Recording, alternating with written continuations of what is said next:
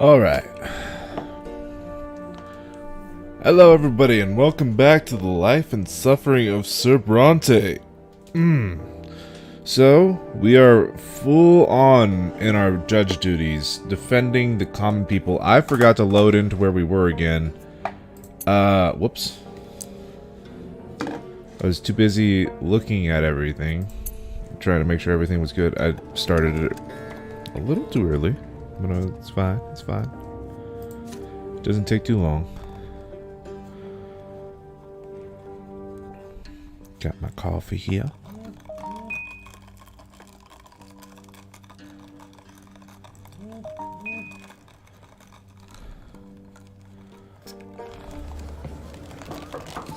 Alright.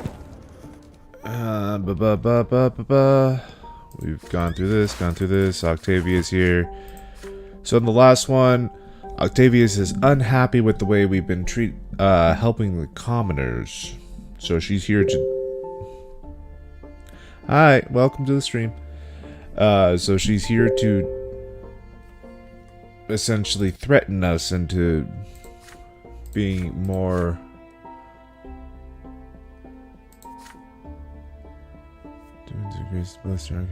with boon and long life. Okay, I think I skipped a little too far ahead, but that's fine. So in the last one, we are full on into our judge duties. Our career and our family's reputation are very much so on the line, as well as our wealth. We are very poor, and people don't like us very much. At least not in the noble society. The common people seem to enjoy our presence a lot because we help them out so much. But, you know. And then we got to see Gregor again. That was unpleasant, but you know. Gotta work him back in somehow with how fucking douchey he is, I guess. Lady Millen, I'm not going to get the voices right again, so don't expect any of the voices to match up with what you've heard before. Lady Milenitis, the twins have graced the blessed Archnean lineage with a boon of long life, yet the world can be quick to change at times. The laws of the Empire now govern the nobles of the mantle and even the nobles of the sword. Along with the common estate, this particular change is not as recent as it might seem. The laws of the Empire are the decrees of the Emperor himself, the twins' chosen supreme sovereign. His laws and his will, which is, as you said yourself, the only rule above us. And that means all of us, from a highborn Archnean to the lowliest commoner. Presently, the Emperor's representative in our province is Overseer Gaius Tempest. Like this prefecture in its entirety, I am simply obeying the Overseer's will and the laws of the Empire. Then pray tell me, Baron Elborn, who is your own sovereign and protector? He is none other than my father Archduke Milenitis. You swore him an oath of fealty and vassalage. It is our duty to follow his word and will, or do you wish for the Archduke himself to address you directly? I tell you, cease this harassment of our loyal noble subjects at once. I will not leave until this order is carried out. Why, Lady Milenitis, I'm afraid that is quite impossible. As a servant of the Empire and Imperial Overseer Gaius Tempest, it is my duty to enforce the law. Now, if you excuse me, Sir Brante and I have urgent matters to discuss. Damn.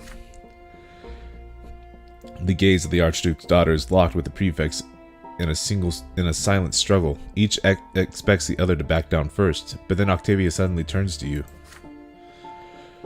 But I believe the young judge has more in him than blind obedience. Surely you are able to distinguish a right claimant from a threat to the province, are you not? Silence resounds within the prefect's office. They are both waiting for you to speak. Yeah, we're going to defuse the situation. Octavia knows who you are, and this gives you an opportunity to defuse the dispute and keep the prefect safe from her ire.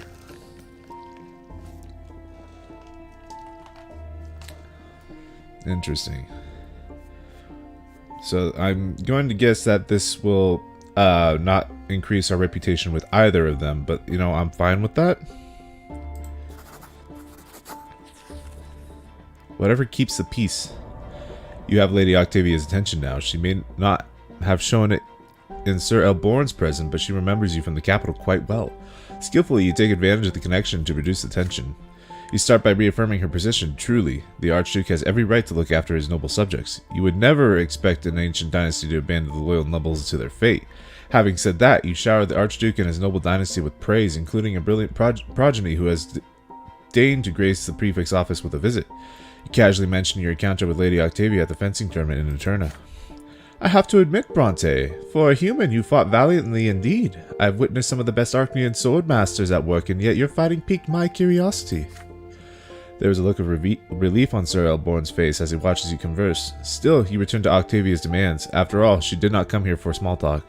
The Archduke's words carry great weight, but sadly Sir Elborn has no power to decide the matter. After all, he is but a humble servant of the Emperor. Perhaps it would be more prudent to take this matter to the Emperor's overseer Gaius Tempest, who is also an Archnean of a noble lineage. Just like a moment ago, Octavia winces at the mention of Gaius Tempest. The Emperor's brother took away her noble family's right to represent imperial authority in the province of Magra. Still, the Archnean lady considers your words well before speaking again.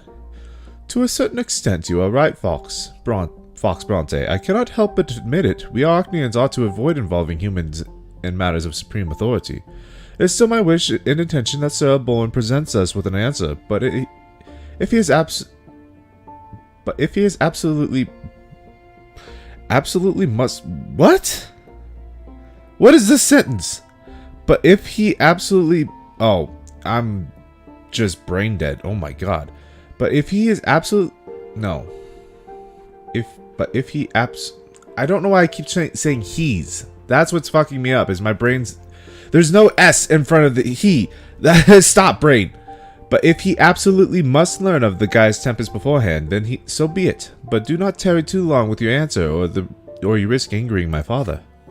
Octavia rises elegantly from her seat before she leaves the prefect's office. Her eyes rest on you for a moment. She bats her eyes charmingly and addresses you with a single gentle smile. With a gentle smile, not a single. I don't know where I saw single. And then she is gone. Elborn pats you on the shoulder, content with the outcome of the interview. Unbelievable! I never expected you to be acquainted with Octavia Milanitis. My thanks, Brante. You bought me some time. If you hadn't intervened just now, I'd have had to defy the law and end all cases against nobles who serve the Archduke. We'll see what the overseer says about this now. Archduke Milanitis is testing the prefecture with his daughter. Otherwise, he'd have asked me to visit his palace personally. He's showing caution, which means we still stand strong, at least for now.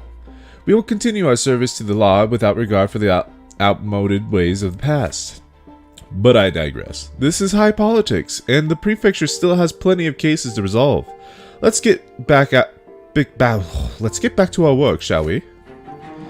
With that, Elborn hands you a new case file. You thank the Baron and head back to your office to study it properly. It's time to get back to work.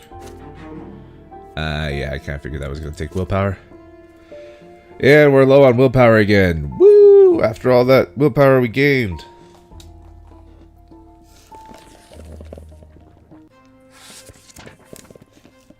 The repercussions of your most recent encounter with the Archduke's daughter Octavia soon manifest themselves.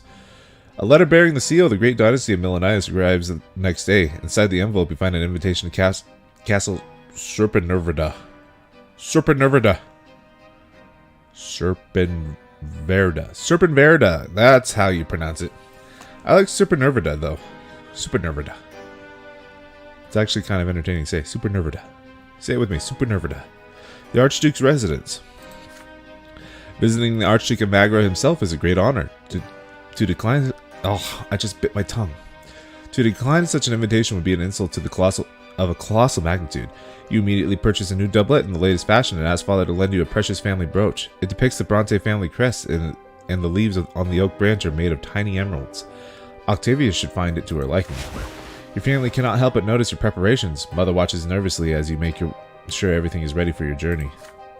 This odd invitation has me worried, my son. Be careful in the Archduke's castle. You are still of low-born origin. Archnean attention spells danger for people like us every time. Remember not to displease them, or the Milanitises will grind our family into the dust. Come early morning, the carriage takes you away from the border walls of Anazote. It takes a full day to reach Serpenverda along the dusty, sun-scorched high road. While on the road, you read the notes on Archnean traditions and rules of etiquette again and again. To preserve your family's honor, you must make the best possible to preserve your family's honor, you must make the best possible impression. Say that 5 times fast. The provincial powers that be will be watching your every steps, and so will Octavia with her cunning grin. Only as the sun is about to set do you manage to spot the dark, colossal shape of the castle Supernervida, a towering fortification of jet black stone. Oh my god. This is signs of times to come. Oh my god. Take another drink.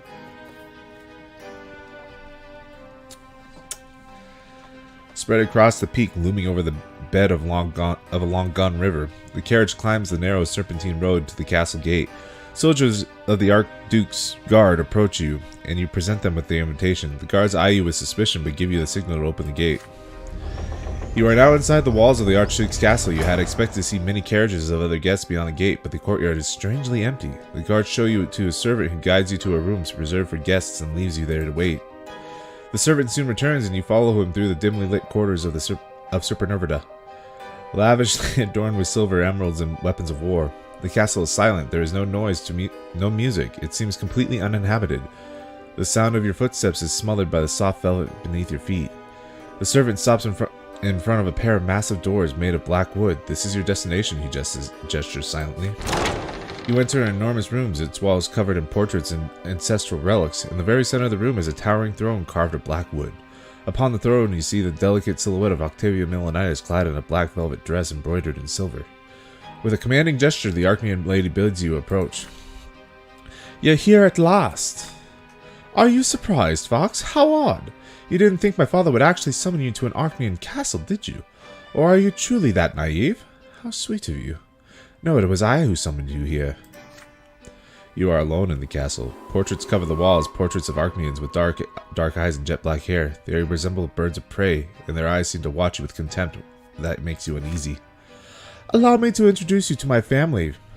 Family, this is a human by the name of Brante. What do you think of him, father? Oh, her father's very dead. That's why we haven't seen him pop up in any public events. She's a little nuts. She might this lass might be a little crazy. She casts a defiant glance at the portrait of the Archduke Melanitis. Then she removes a glove from her hand and casts it out as well. It hits the great Archduke right in the nose. Octavia laughs at that, and the tall walls and innumerable portraits echo her voice. Baffled, you ask Lady Melanitis why she has summoned you.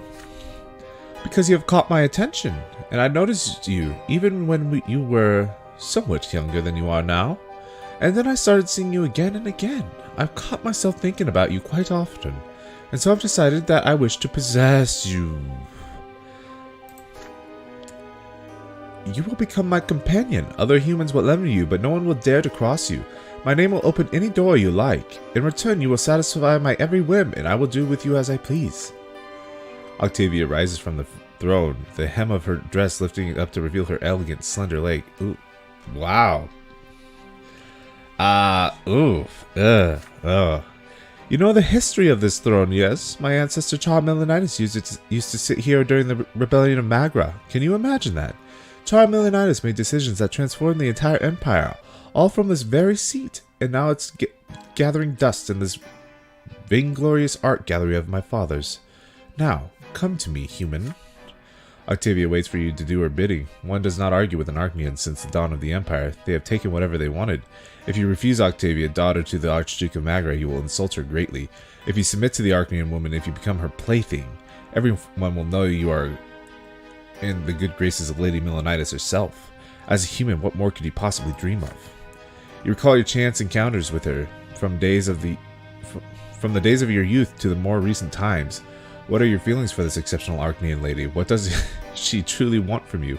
If you are willing to enter into a perilous romance with Octavia, perhaps you could do it on your own terms, returning her affections while keeping your honor. Would she defy all traditions of old for you and recognize you as her equal, even if only in secret? Octavia arches her back on her father's throne and waits for you, her slender hand beckoning you closer. Oh, wow. So, if I didn't have enough willpower, oh, this would have been a trap. This could have easily, like, totally crushed a playthrough, this decision here, because if I didn't have enough willpower, I wouldn't have been able to reject her, and I'd have to submit to her. And if I didn't have enough affection from her, I wouldn't have been able to insist that she treats me as an equal. Interesting.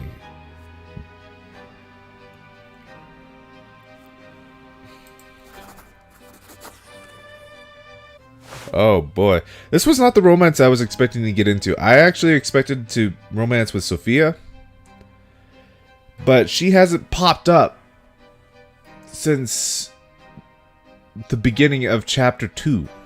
Chapter 2? No, chapter 3. When we were at the college. So... Oops. You give Octavia your answer, looking her straight in the eye. You have been in love with her ever since you were young, enchanted by her beauty and grace, every chance encounter a treasured memory, and you know that that feeling is mutual. To you, there is no greater honor than Lady Octavia's affection. But you cannot sacrifice your honor as a nobleman for the sake of this love. You do not mean this as an insult. On the contrary, Lady Milenitis is far superior to you. It is true, yet you too are of the noble estate, and you cannot accept humiliation. Even if you must face the full extent of the Milenitis ire, you will reciprocate Octavia's affection not as an obedient plaything, but as a man and a noble.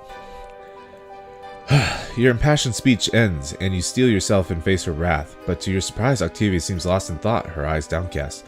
See, I would have rejected her, but let's take a look at our stats right now. I would have disgraced my family if I had done that. And let's see, what other effect? I probably would have hurt my position in my career. That was end game potential right there. So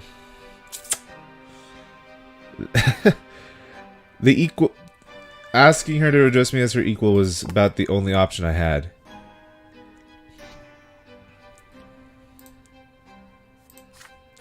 Nobody denies me. I'm not used to this. You are a remarkable human indeed, Fox Brante. I have noticed this ever since we first met. Your words echo in my heart. You do not follow the usual rules. Any other man would have been groveling at my feet by now. Perhaps you can be my escape from this stifling, sickening world. So be it. I choose a human as my lover, and I care little for what the aristocracy of the Twins' Forsaken Province has to say about it. I'll take this as far as I like. That seems your opinion of me seems contrary to what you were discussing with Sir Elborn in the office. Also, what is that picture? Ugh. This is about the best outcome I could hope for at this juncture. Just saying, if this could have been ended very poorly, submitting to her would have ended poorly, rejecting her would have ended poorly. This is the best outcome out of my options. Oh no. But you will be safer if our affair remains a secret to the world. Now come to me, my sweet human. You draw closer to Octavia on the throne. She reaches out for your face, caressing it gently and carefully, as though touching a human for the first time. A moment passes, and suddenly her arms wrap around your neck and her legs lock around your torso, and she pulls you. Pulls you closer to her with all her might. You do not resist the Archnean's assault. Your embrace leads you to the throne. So how do you like the seat of the great child Milenitis? Just a piece of wood, don't you agree? Uncomfortable too, but luckily it's spacious enough for the two of us. Damn. Octavia's ravenous lips find yours as her hands free you from the fashionable attire. Her entire body shivering with excitement, you caress her skin, tender and azure. You commit her to memory, studying her, trying to understand her. Octavia's eyes are dark as the starless sky, sparkling with delight from your sweet transgression. But why does she seek this pleasure with you? Why does she humiliate her ancestors in every dynasty by having an affair with a human? Seeing you preoccupied, Octavia gently pulls your head up by the chin. She kisses you passionately. Her lips start moving down your half-naked body. Am I allowed to read the rest of this? I wasn't expecting this to be so detailed. Her inhuman passion swallows you and overtakes you until the vast throne room of Milonitis Dynasty echoes with the last of her ecstatic moans. Then there is silence, save for the sound of your heavy breathing. Octavia caresses your back slowly, then playfully pushes you off the throne. The Archnians watch you from the portraits, their faces as dispassionate as ever. Octavia returns to you at dawn, now wearing a modest black dress, her hair in a formal bun. It is time for you to leave, Fox. The Archduke will return to the castle soon. I will visit Anazote now and again. Several estates there belong to me. We will meet there, safe from prying eyes. Safe from prying eyes? You did not care if that was safe. That was in the middle of the throne room. In front of all your ancestors. Debauchery! Ugh. God damn. That wasn't what I was expecting. At all. But you know. Wow. You leave Supernervida with your head spinning and your heart racing. The day it takes you to return to Anazote passes like a single moment. When your family asks you about your visit to the Archduke, you evade the question. From that day forth, your heart aches sweetly, yearning for Octavia's letters, and when it is time for your brief tryst, the two of you disappear to one of her estates and give in to your secret passion. There are days when your love and your lover seem but an illusion, something gone forever, but soon another note arrives, and the affair continues, only to be cut short again for an unknown time. You have stolen the heart of the most beautiful and highborn Archnian lady of the Magra. Only one nagging thought casts a shadow on your love. What will be the price for this insolence? Yeah. Hopefully not as bad as when at just fully submitting to her. Ooh. Oh, that took willpower. Yeah, I kind of figured.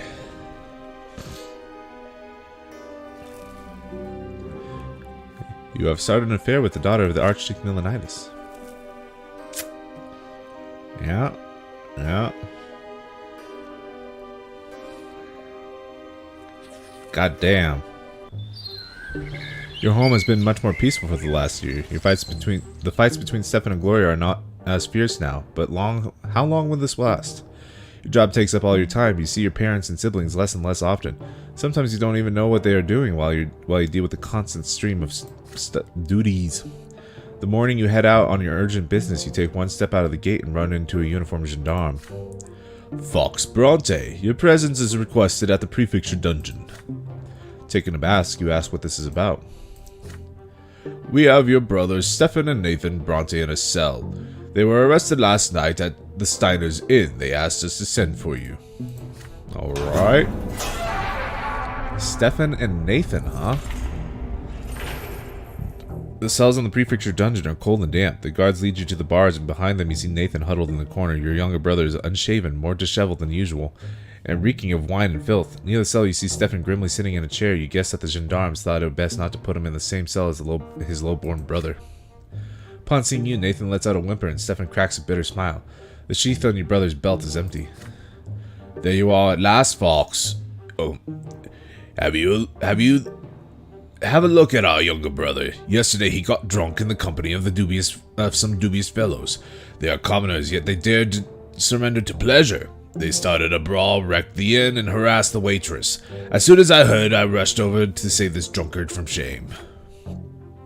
Nathan cowers in the corner, horror-struck. Jesus, Nathan, how did you fall so low, dude? I walked in and demanded that Nathan come with me, but his cronies wouldn't let him go. That's not true. You just grabbed me by the collar and dragged me after you. You nearly suffocated me. Shut your mouth, cur. So, brother, they seem to have some sort of sect. They all shouted defamations against the twin gods, and one of them grabbed me by the arm. I was forced to skewer this heretic with my sword. I hope a lesser death will teach him never to lay a filthy paws on a nobleman. He was just trying to talk to you, Stefan. Silence! Then the gendarmes barged in, and here we are. I have been accused of an unlawful murder.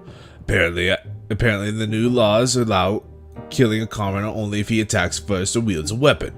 They say that in the event of an insult, I'm supposed to file a complaint with the prefecture. So now they're going to seize my sword for a whole year. What a shame. And it's all your fault, Nathan. Stefan gives the bars a furious kick. Nathan covers his face with his hands in despair. Fox, brother, you're our only hope. Get me and my sword back and get us out of here. And fast, we have to bury this sordid affair as deep as we can before anyone finds out. Save our family from shame. Blackmail spy network. Spy network? Spy network? What? Spy network? What are you talking about, spy network? I don't have a spy network. Take them to the Inquisition. Yeah, about using my authority. I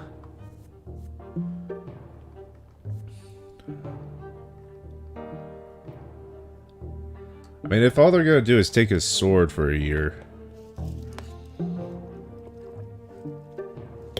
I'm gonna refuse to help. Because Nathan, I don't think it's gonna be anything drastic, and Stefan, he's getting away with it with his sword taken. You icily tell Stefan that he will have to bear the consequences of his actions himself as befits a nobleman. You will not interfere. Do you think I'm pleading for myself, Fox? I can withstand any blow. That commoner's death wasn't my fault. All I'm concerned about is our family's reputation, but you don't seem to care about it at all. Nathan stares dully at the stones beneath his feet. You turn around and leave. For the crime of killing a commoner, Stefan is publicly forbidden to carry a sword for a year. This is when Father and the rest of the family finally become aware of the incident. After the verdict, Stefan spends his days secluded in his chambers. He does not travel or take part in social activities. Your other brother cannot bear the shame of being seen without his sword. Nathan is sentenced to hard labor in order to pay for the damage done to the city and suffer in accordance with his lot. When he comes home at dusk after a day of arduous toil, your younger brother does not speak with any of you and locks himself in his room. You're both fucking fucked up. Yeah, I kind of realize. That's not going to end the game, is it? Being disgraced. Your most recent year of service at the prefecture has seen an increase of litigation on your crimes against the church. More and more people are joining the ranks of the new faith in Azot. The movement began with destitute beggars who had nothing to lose, but for years now, many well-off commoners and new nobles have been joining the fold. People say the leader of the new faith in Azot is Father Leonard, the abbot of the Temple of the Silver Tree. The city's leaders would love to expel him, but he is too highly regarded by the common folk. Complaints and cases of defiance of one's lot keep pouring in. Every day somebody is reported by their neighbors for heresy. Many commoners, adherents of the old faith, fear that such flagrant defiance of the lots will usher in a prophesied wrath of the gods. However, you and the other judges have no choice but to reject most of these cases. As a secular institution, the prefecture has no authority when it comes to crimes against faith. Only the church and the Inquisition have any say here. In the middle of another busy day at the prefecture office, the door suddenly swings open. A tall gendarme wearing an officer's uniform walks in. He takes off his helmet, adjusts his short, fair hair, and bows to you hastily. Captain Linard, reporting, Your Honor. My boys finally caught Father Mark, the dreaded apostate heretic. The prefect told us to take him to you for judgment. You, bring him in. Two gendarmes bring in a short, stout man, wearing a worn, dirty priest cassock. Priests wear the sacred symbol of the twins, a cross within a circle, but this man does not. Forced to sit before you, this odd-looking priest is nonetheless strangely undisturbed by his arrest. His eyes, curious and glimmering with life, study you intently. This is him, Father Mark in the flesh. We caught him trying to preach that teaching of his, smack in the middle of the drinking hole for the lowborn in the Grey District. Some guy took offense and called for the gendarmes, and we got there right away. Father Mark, you've heard this name before ever since you were a child. His cult of rejection of the twins has expanded tenfold over the past several years, with nobles, commoners, and even the priests joining his flock. The Inquisition has hunted this heretical apostate for years, but Father Mark has always eluded capture, until now. Some say he has powerful protectors. Here are statements from the people of the establishment, Your Honor. You flip through the pages of handwritten statements. Father Mark isn't just preaching, he is openly defying not only the lots, but even the twins themselves. Father Mark teaches that the gods have neither design nor purpose for us, so we are under no obligation to serve them or prepare our souls for the hereafter. We put the papers away, ready to question the profane priest. What was the subject of his sermons? What was he trying to convince his listeners to do? Father Mark prefaces his answer with a dazzling smile. As a judge, it is your duty to enforce secular law. You know as well as I do, I have broken no such law. Not so such. I am a priest, my friend, and in the Empire, priests are allowed to preach. I was preaching the proper way to live one's worldly life, for this the only existence we have. I told my listeners not to waste their lives serving those gods. The twins surely love us, but alas, their love violates us as much as their law. This entire world is proof of that. I see my words upset you, but I'm afraid you can't judge me guilty for that. Here's why. You see, mine is the priestly lot. If the judgment of the church is to be trusted, which means that only the Inquisition tribunal may find me guilty. So you could hand me over to those black-clad thugs, but alas, you will get absolutely nothing in return. The Inquisition wants to light their pyres in every corner of Anazote, and all they need for that is me. As soon as they get me, the Inquisitors will tell the prefecture to step aside and start enforcing the laws themselves. Is that what you want, my friend? So what are you to do with me? Well, let's think about it. As a secular judge, you can't judge me guilty, but giving me into the Inquisition would weaken the prefecture. And so, my friend, everybody will be better off if you just set me free. Trust an old philosopher. It's better for me, better for you, better for your prefect, and better for you as well. Surprisingly, the gendarme captain smiles knowingly at these words. He leans over you and whispers a few words into your ear. You cannot help but notice the scars all over his neck. I say, the old heretic's right, Your Honor. If he's still got the priestly lot, he's the Inquisition's problem. It's too dangerous for the prefecture to meddle in churchly affairs. And strictly between you and me, if the reports I've been getting are to be trusted, this here Mark's been rubbing elbows with Patriarch Cassius himself. Letting him go might get us on his good side. And Sir Patriarch's a very wealthy man. But suddenly, Captain's voice trails off as the door to your office opens without warning. There is a young woman at the door, clothed in a black cassock and bearing the telltale silver seal of the Inquisition. I am Sister Jeanne, Your Honor. I serve the Order of the Inquisition.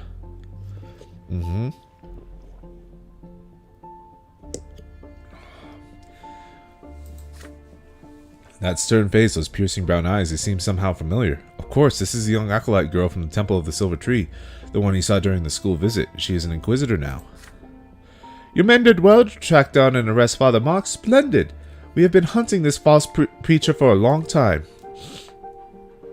As I'm sure you know, priests may not be judged by secular laws, Your Honor. Mark has denigrated the twins and called for the people to reject them. He has broken his sacred vows and defied his lot. He will face the tribunal of the Inquisition for his transgressions. The man before you is the great threat of the people of Anazote, Judge Brante. His words lead people astray. His speeches doom them to eternal suffering at the foot of the pillar. Only the church knows the way to end this heresy. You will hand Father Mark over to me at once.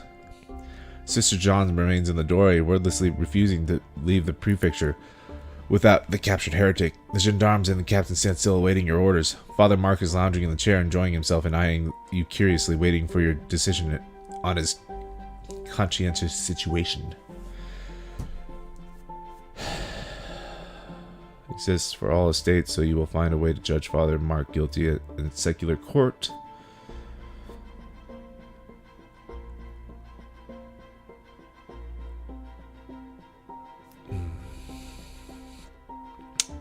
If only my theology was just a little bit higher.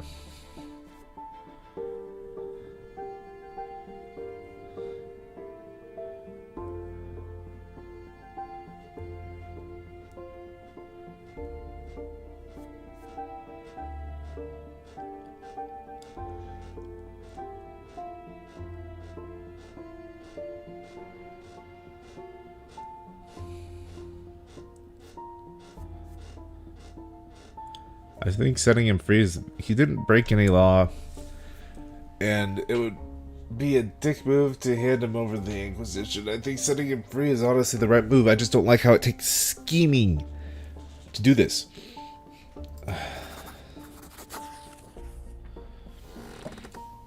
You tell Sister Jeanne that regardless of the situation, legal action is required, and legal action takes time. Then make haste, Your Honor. When it comes to protecting the faith, my order will brook no delay. The Inquisitor leaves your office clearly displeased. You are left alone in the office with Father Mark. He is still as calm as before, eyeing you, waiting for you to speak. You admit that Mark, as a priest, has not violated any imperial law for this sermon, and you are no Inquisitor, and thus not qualified to judge the truth or falsehood of his teachings. You are demonstrating a will of your own, my friend. Well done, Your Honor. This is the first step toward freedom. You're not yours, not mine. Your fellow judges won't understand your decision, but you mustn't let that cloud your judgment. Handing me over to the Inquisition would spark far more than a single pyre. The Inquisitors would gladly break every imperial law you have. You have protected the authority of the prefecture. Well done. Although I can't say you will be free of this predicament anytime soon. But then again, I'm sure one of my many patrons will be happy to soften the blow with a helping of earthly boons. But we have a more pressing matter to discuss right now, don't we? You summon Captain Linard once again and give him your instructions. Father Mark is to be taken to the prefecture jail and mysteriously disappear from his cell during the changing of the guard at night. You will close the case before then, so there will be no need for a manhunt. Linard chuckles knowingly and sets off to follow his orders. I don't like any of this. What? He's innocent? Why do I have to cover my tracks? You fill out the necessary paperwork. No violation of imperial law found. Case closed. You write. Then file the aborted case against Father Mark away in a box. Alright. The Inquisition learns of this only days later. Sister Jeanne bursts into your office beside herself with rage. You call yourself a judge after this, Sir Brante? How dare you defy the Inquisition? Protect a heretic like Father Mark shows you for the fool and apostate you truly are. We had him. But thanks to you, the Markian heresy will continue poisoning the souls of those whose faith is weak. Hundreds and hundreds will follow Father Mark to the foot of the pillar in the hereafter, and you are to be responsible for their eternal torment, Sir Brante. And rest assured, the Inquisition will not forget this. You return home, exhausted by a long day of threats and accusations. What awaits you back home, however, is a pleasant surprise. A treasure trove of fine wine straight from the cellar of Cassius, Patriarch of Magra. Your servants tell you the wine came with a letter. Sir Brante, please enjoy this wine. Savor your earthly life before the twins... I was expecting money. Oh, there we go. Okay, we're back up to moderate means. My scheming is a little bit better, but I don't like that exactly. Ooh, we still got a bit of time of peacetime here.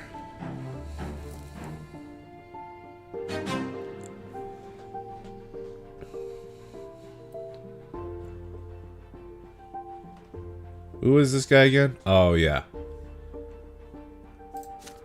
Oh, because I am very justice. I support justice. Yep, commoners are protected. Another day at work at the prefecture is winding down. After hours of paperwork, your fingers are cramped, your vision blurred. Today you must finish incorporating the new decrees of the Great Imperial Council into the Magran Code of Law. The document will then be sent to the Overseer. A knock at the door distracts you. Your visitor is someone you were not expecting to see. Mayor Egmont enters your office. He is the wealthiest man in Magra, the owner of the silver mines, and... yes, you don't have to keep mentioning the silver mines. And the leader of the wealthy commoners' party in the Lesser Quorum. He wears a high-priced frock coat. Why do you keep describing this man as if this is the first time we've met him? We've met him on multiple occasions! We know who this man is! You don't need to introduce him 5 times! He wears a high-priced frock coat made of light gray fabric. He wears no jewelry, but his coat is richly embroidered, the most luxury a commoner can ever afford. Egmont offers you a broad, sun-tanned hand. It is hard, work-weary, and eternally calloused. This is a man who has earned his fortune with the sweat of his brow. Good afternoon, Judge Brante. Oh. Good afternoon, Judge Brante. We met recently about the newspaper business, but today I need to discuss a different matter with you. I came to talk on behalf of your manufacturers in Magra. As you know, the principal source of our income is the province of the silver mines. And the province is the silver mines. All mines provided silver for the sacramental rites conducted in the temples all over the empire. But the upper vein of ore is nearly exhausted. We need to process new deep deposits that are lower down. That's where the trouble with the law comes into play. In order to get to the deeper layers of the ore, we need gunpowder, but a decree from the Great Imperial Council has forbidden common people from using it. Back in the capital, they're afraid we'll turn that gunpowder into a weapon. But this restriction will not harm not only the manufacturers and the miners, but the province as a whole. The silver trade will decline. We won't have enough money to buy grain, and soon even the nobility will be impoverished. I know that you, the judges of the prefecture, are the ones who interpret the decrees from the capital, so I implore you, Sir Brante, to come to the aid of the honest tradesmen of Magra. Pass an amendment allowing the use of the gunpowder in the silver mines. You give Eggman a speculative glance and ask him why he asked you specifically for help. I've been following your decisions for quite some time, Your Honor. They gave me hope. I don't agree with you on everything, but we seem to have eye on the essentials. The common estate needs you to get real rights. It's the only way for our province and for the empire as a whole. Sure, Prefect Alborn has proclaimed as much as himself, but unfortunately, he's a nobleman of the sword, first and foremost. He's bound by the blood tied by the power of the Overseer and the Archneans, so all his undertakings are doomed for failure. If you, Sir Brante, truly care for the people and need some powerful allies among the lowborn, allies like me, do this for me, and together we'll change the fate of Magra.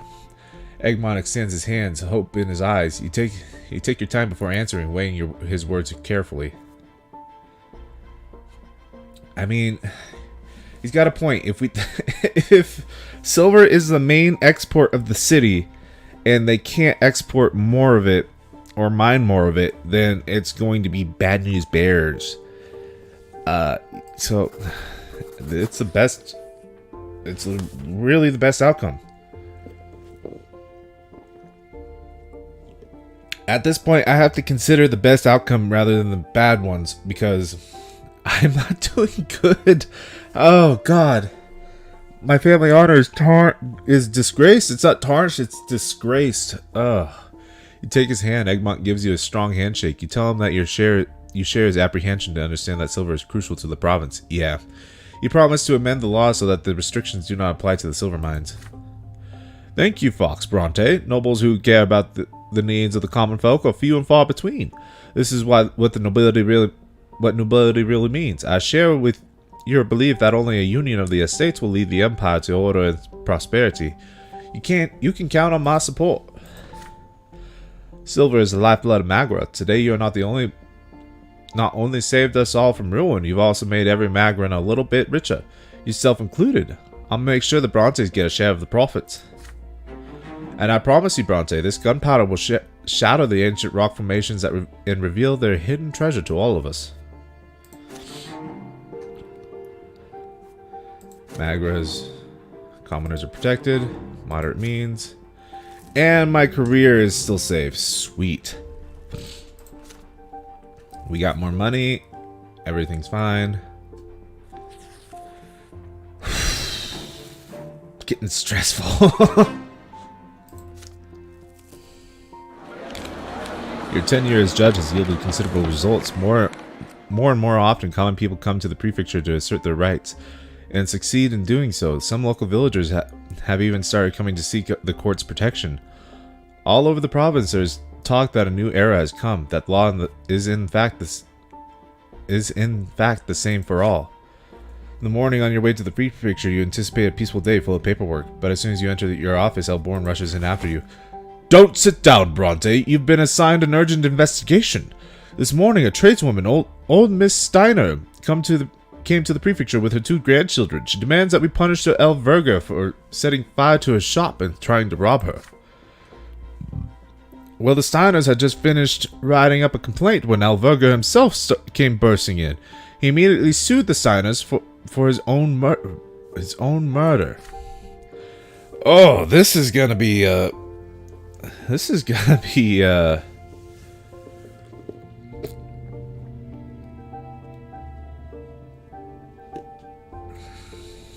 I've come to warn you, Brante. Even though the Steiners were acting in self-defense, you still have to find in favor of Elverger. You're surprised to hear this from Elborn. Seeing your perplexed look, the prefect frowns. I'll explain. Before the low-born shopkeepers like the Steiners wouldn't have ever dreamed of suing a nobleman. Everything was always decided in favor of nobility, as you may recall, but now the law has more power. Our efforts have not been in vain. However, now we're talking about murder of noblemen by commoners. I'm afraid these changes have been too drastic. The governing elite of the province are watching our every step. Justifying the murder of a nobleman would be going too far. The overseer and the magistrate might well decide that it's time to take back the common people's rights. We can't let that happen, Fox. Yeah. Court is in session. You are presiding over the Board of Justice. One bench is occupied by the somber Maximilian Elverger. His papers state that he is a nobleman of the sword, living off his estate. He strokes the pommel of his sword nervously and breathes heavily, ready to explode in a fit of rage. On the other bench, you see the Steiners, the low-born owners of a very well-known jewelry store. Anne Steiner, a short, wizened woman wrapped in several layers of dark silk, looks defiantly at Elverger. Her two grandchildren stand silently behind her, their faces impassive. Why? This game is really good at making really tough decisions. My squad notified the fire at the Steiners' shop. We stormed in and saw those Steiners standing over the dead body of Sir Elverger and watching it crumble to dust. The old woman shouted that she had to go to the prefecture, so we brought her and her grandchildren here, and Sir Elverger suffered a lesser death before our very eyes. Miscreants, those low-born scum killed me! You sternly call the nobleman to order. The commoners will speak first. Sir Elverger showed up at our shop at dawn and started banging on the door. We opened despite him being completely drunk, scarcely able to stand on his feet. He demanded to see our pearls. Well, what could I do? I showed them to him, and then he started sweeping our pearls right into his own pockets. I tell him those pearls are not free, sir, but he draws his sword and I'm a nobleman. He says everything should be free for me. Such as your lot, he yells. Your lot is to work for me. Well, I explain that the pearls cost 20 coins, so he takes a lit lamp and smashes it on the floor. And then he charges at me with his sword. My grandchildren came to my rescue. They went to and pushed him. They used no weapon naturally, so Elverger hit his temple against a showcase and fell. We came to see how he was, but he was already dying. We didn't kill him. His own anger did. So I didn't come here to confess to murder, but to ask you, Your Honor, to protect our family against this bloodsucker. We had a hard time putting the fire in the shop out after what that rascal did. You ungrateful old hag! You should have been delighted that I was taking your pearls. All of high society would have seen them. Oh, God. Such self-serving, egotistical bullshit. You're a blasphemer too, not knowing your lot. The lowborn must not contradict us nobles. It's forbidden. I know my lot. I'm supposed to command. So I'm in my right when I take what I want from the rabble. And His Honor, the judge, will agree with me. Your Honor, I appeal to you, one nobleman to another. It's simply an outrage for the rabble to behave like this. Those little shopkeepers took my first life from me. Me, the heir to the Elverger legacy. I demand that these Steiners be hanged at once, or burned at the stake, since they follow the heresy of Fotis. Only the heretics deny their lot. There is a common commotion in the courtroom. Those who came to support the Steiners are infuriated by the nobleman's words. Elverger's noble friends frantically demand that the lowborn be silenced. You call the court to order, but to no avail. The room will not calm down until you deliver your verdict. You rub your temple. If you manage to acquit the old lady, it will set a precedent for the entire empire. The lowborn have never had the right to defend themselves with force against one another, let alone the nobles. You have the increased influence of the prefecture on your side. You could even try to legalize the right of the common people of Magra to defend their lives. But such a daring move will not succeed without support of powerful people. You remember Oborn's warning. What would the consequences of his decisions be for the common people of Anazot?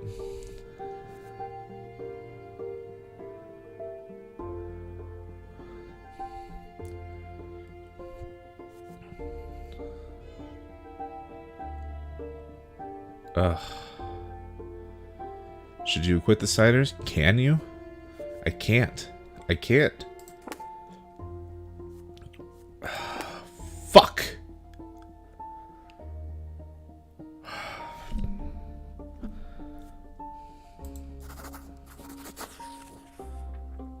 I feel bad. Curtly and unemotionally, you deliver your verdict, the very same verdict majority of people of the courtroom were expecting. Elverger's demand will be satisfied. The signers committed murder of a nobleman. Their guilt is undeniable. Whether Elverger attacked them or not is of no consequence. A commoner may not raise his hand against a noble. The three of them will be hanged at this very day. Oh, that's such... Ah! Oh! Oh my god! Oh! Oh, fuck. That feels so bad. We've never expected anything good from the upper class before, so why start now? I've heard plenty of talk about your justice, but nothing's really changed. Shame on you, Judge. The trial is over. The old woman and her grandchildren take it away to be prepared for execution. Elverger lifts his hat politely and leaves. On your way out, you meet Elborn. The prefect follows you with a look of understanding. Oh, that was a whole two... Yeah, I'm surprised that wasn't more. How could I not feel bad? That was an awful decision. That was... I mean, it was the only decision I could make, but I feel bad. This is a trying day, and it's finally at its end. Ugh. What a gross outcome.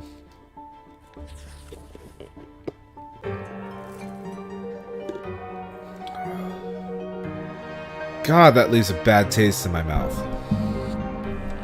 Magra has received alarming news from the neighboring province of Illyria. Low-born convicts toiling in the Illyrian mines have revolted against their noble masters. For the first time in many long, peaceful years, commoners have taken up arms. Worse yet, the insurgents had guns and gunpowder, and no one knows how they got them. Gunpowder weapons are banned throughout the Empire as soon as they were invented. The lords deem firearms dishonorable and unfit for the nobles. Even Legion soldiers are forbidden from using them.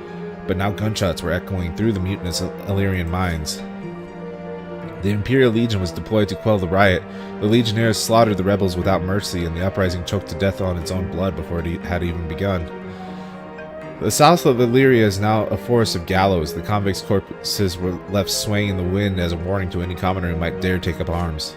Although the rebellion quickly succumbed to the Imperial military's onslaught, many Legion soldiers and officers were slain by the insurgents' firearms.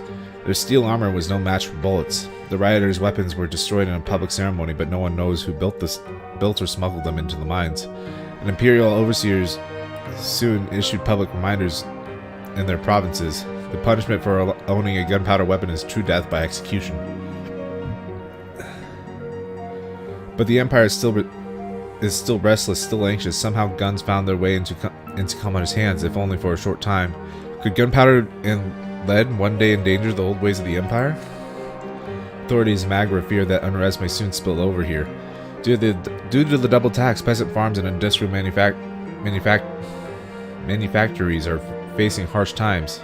Manufactories.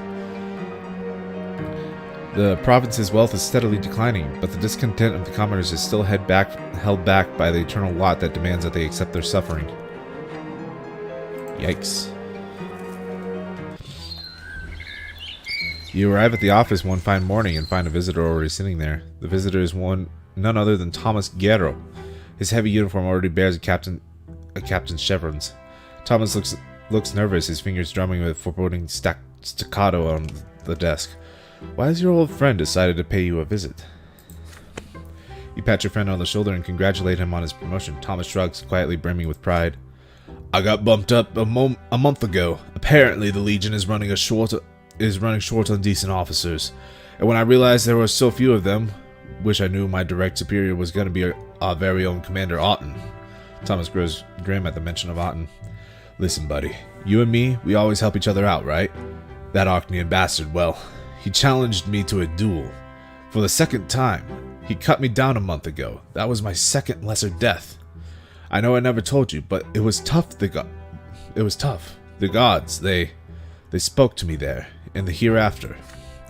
But right now I got something worse to worry about than the matter of the soul.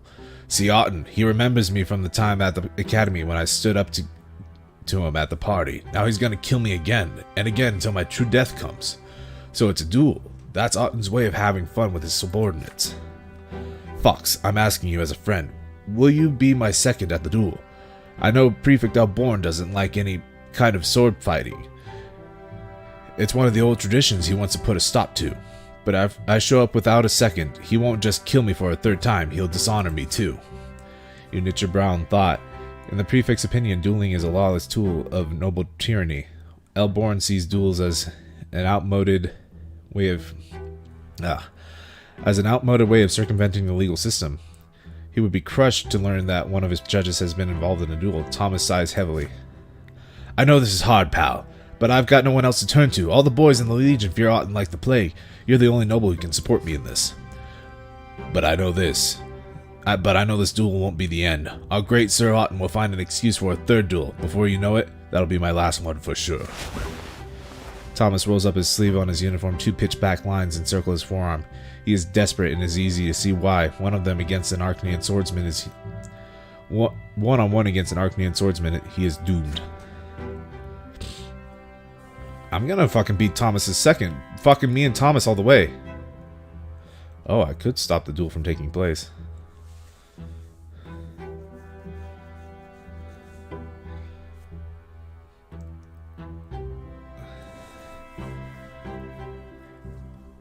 But if you refuse to show Thomas your support through your presence, your friend's spirit will be broken before his body can even be killed. You recall the previous encounters with Otten in your youth. Is there still a chance that the distinguished Archnean still remembers you? If you go to him and speak in Thomas's defense, will he even bother to listen?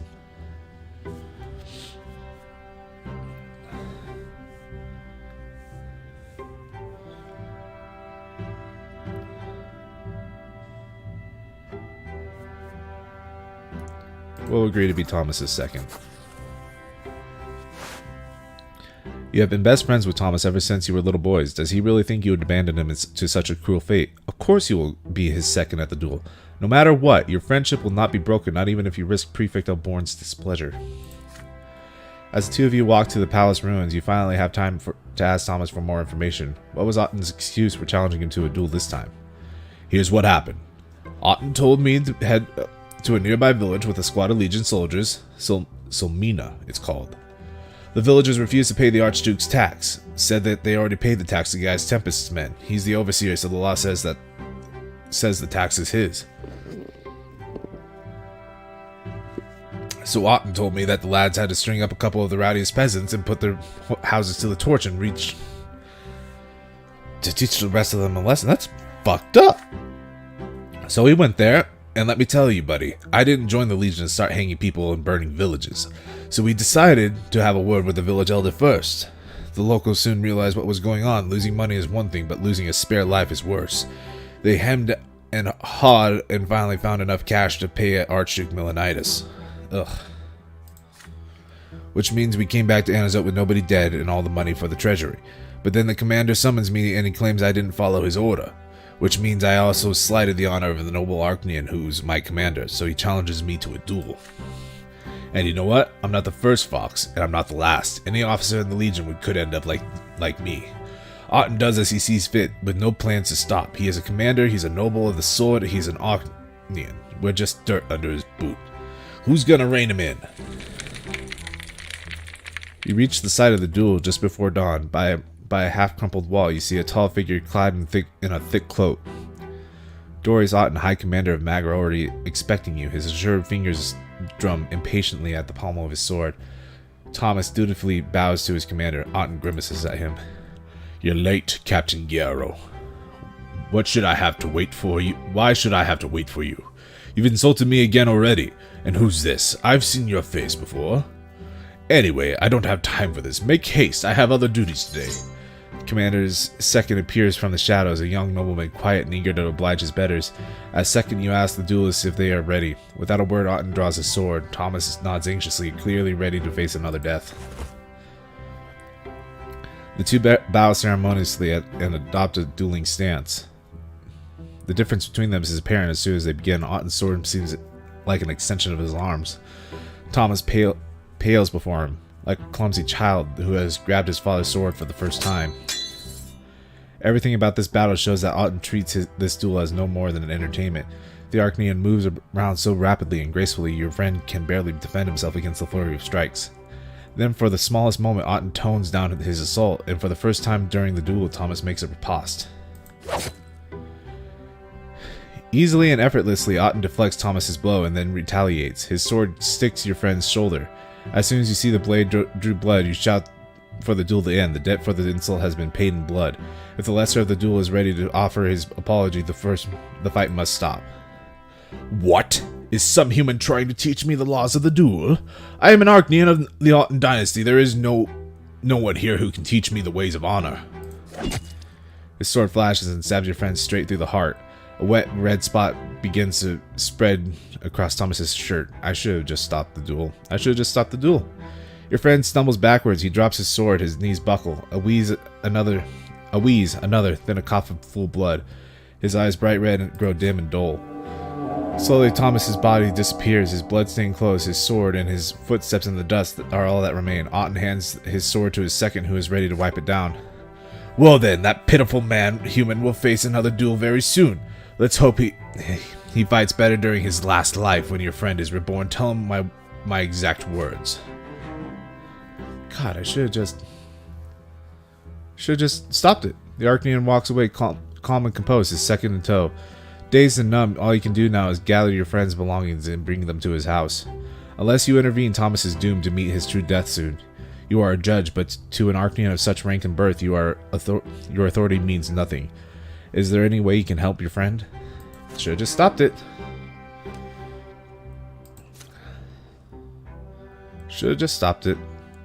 I didn't think it was going to end like that.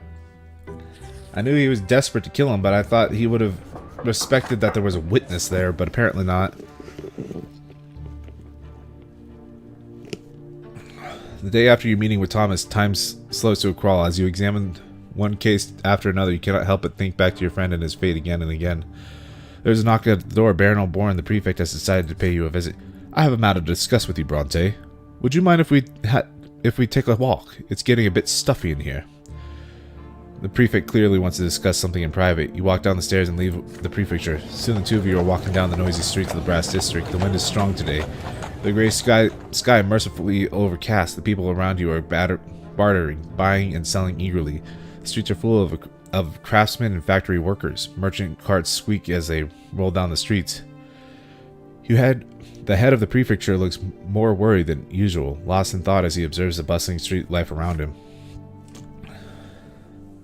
Brante, do you recall how we talked about the tyranny of nobility in the province? Darius Auten, the High Commander of Magra, is on a murderous spree. He challenges his subordinates to a duel for the slightest infraction and slaughters them with impunity. If our law is unable to protect anyone from the violent tyranny of the Archneans, who will ever respect the law? It's time we put an end to this. As long as I'm in charge of the prefecture, establishing the rule of law over people of all estates and titles is our most important task. But people like Auten stand in our way. People who think themselves above the law. We need to prove them wrong. I have been informed that... I don't know why I was doing that voice. I have been informed that Auten has pressured your childhood friend, Captain Thomas Garrow, into a duel.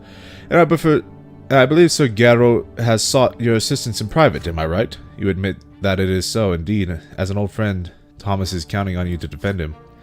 And so, young Brante, I believe that you to be the reason enough to entrust this case to you officially. If you find yourself doubting your abilities, know that you are my best candidate. No other judge would have the courage to prosecute an Archnean. That, and I trust you more than any ordinary judge. I spoke to your father, but even he would not accept this undertaking. He says your family has worked too hard to be ennobled by the sword to risk it all now. But you bear no such burden, do you? As it stands right now, sentencing an Archnean to even the smallest punishment is unthinkable. But drop by drop, water can wear down any stone. We will make our way to Auten, but we must do it slowly and carefully. What we need is a perfectly prepared case. We need you to find enough incontrovertible evidence and enough witnesses who are willing to testify in court.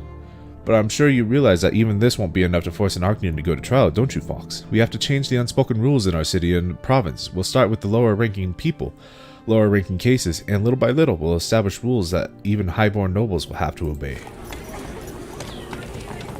All of a sudden, Elborn stops, standing in the middle of the street, bustling with life.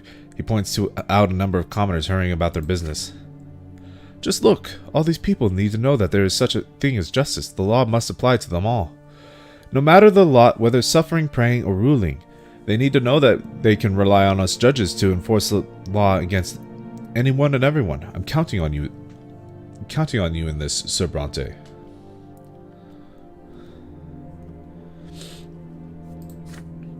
You stand motionless as Elborn studies you intently. From now on, from this moment forth, you will prosecute a case against the High Commander of Magra, a high-born Archnean from an ancient dynasty. This is a pivotal moment in your dynasty and your career.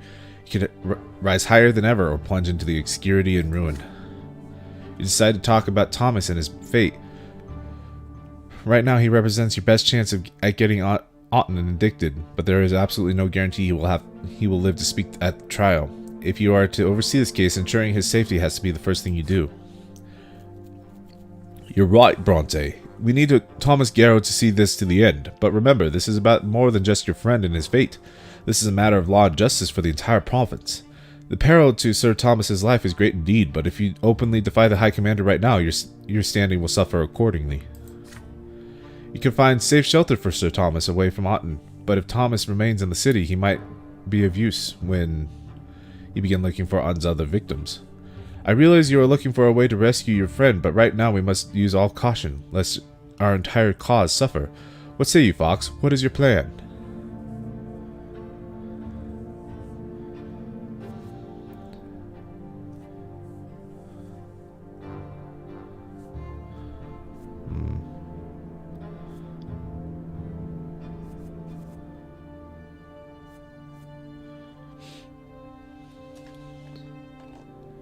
In hiding.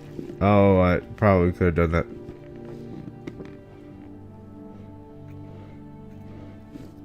I could have done this.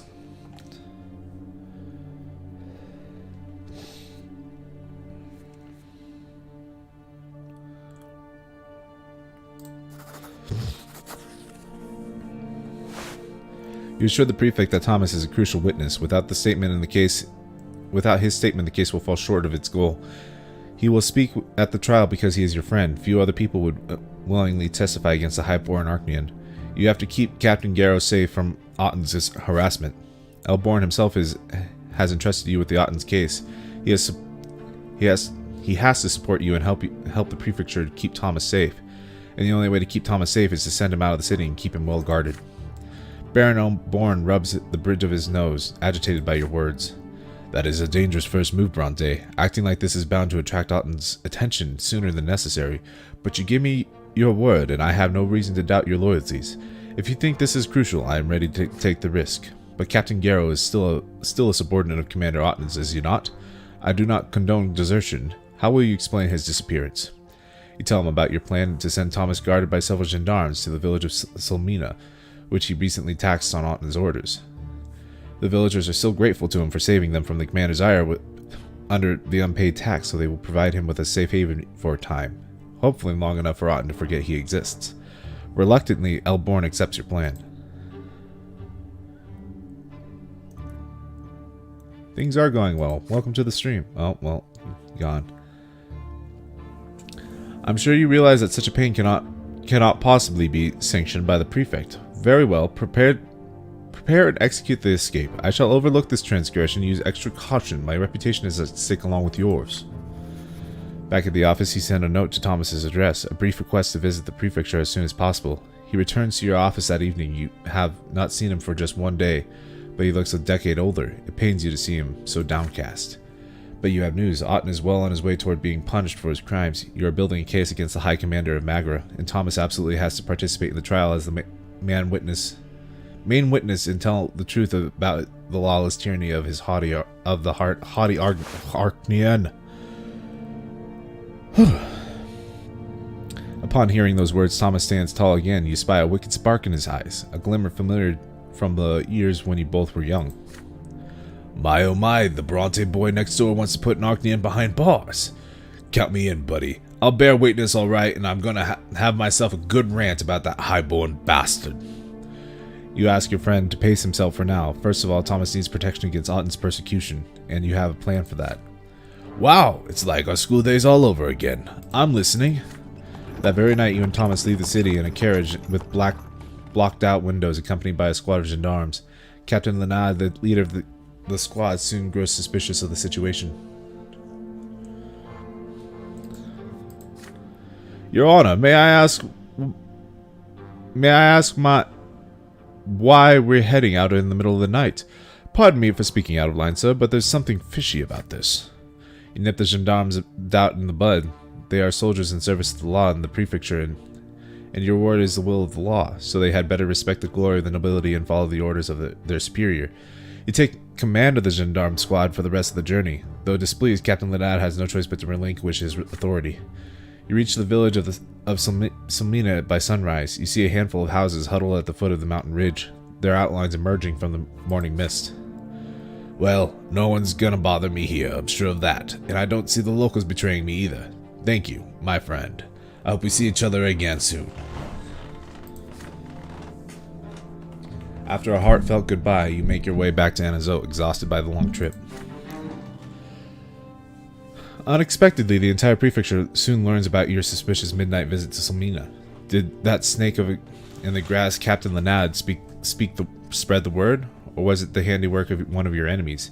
You never learn the truth. You do, however, find an unacceptable excuse. Captain Garrow was sent to the village with a squad of gendarmes on your orders to make sure the villagers' taxes had been collected properly. Sir Auborn has no choice but to issue an official reprimand for taking an unsanctioned action. Thomas remains safe for now, but your progress in the case of Darius Otten has slowed down. And my career's in ruins.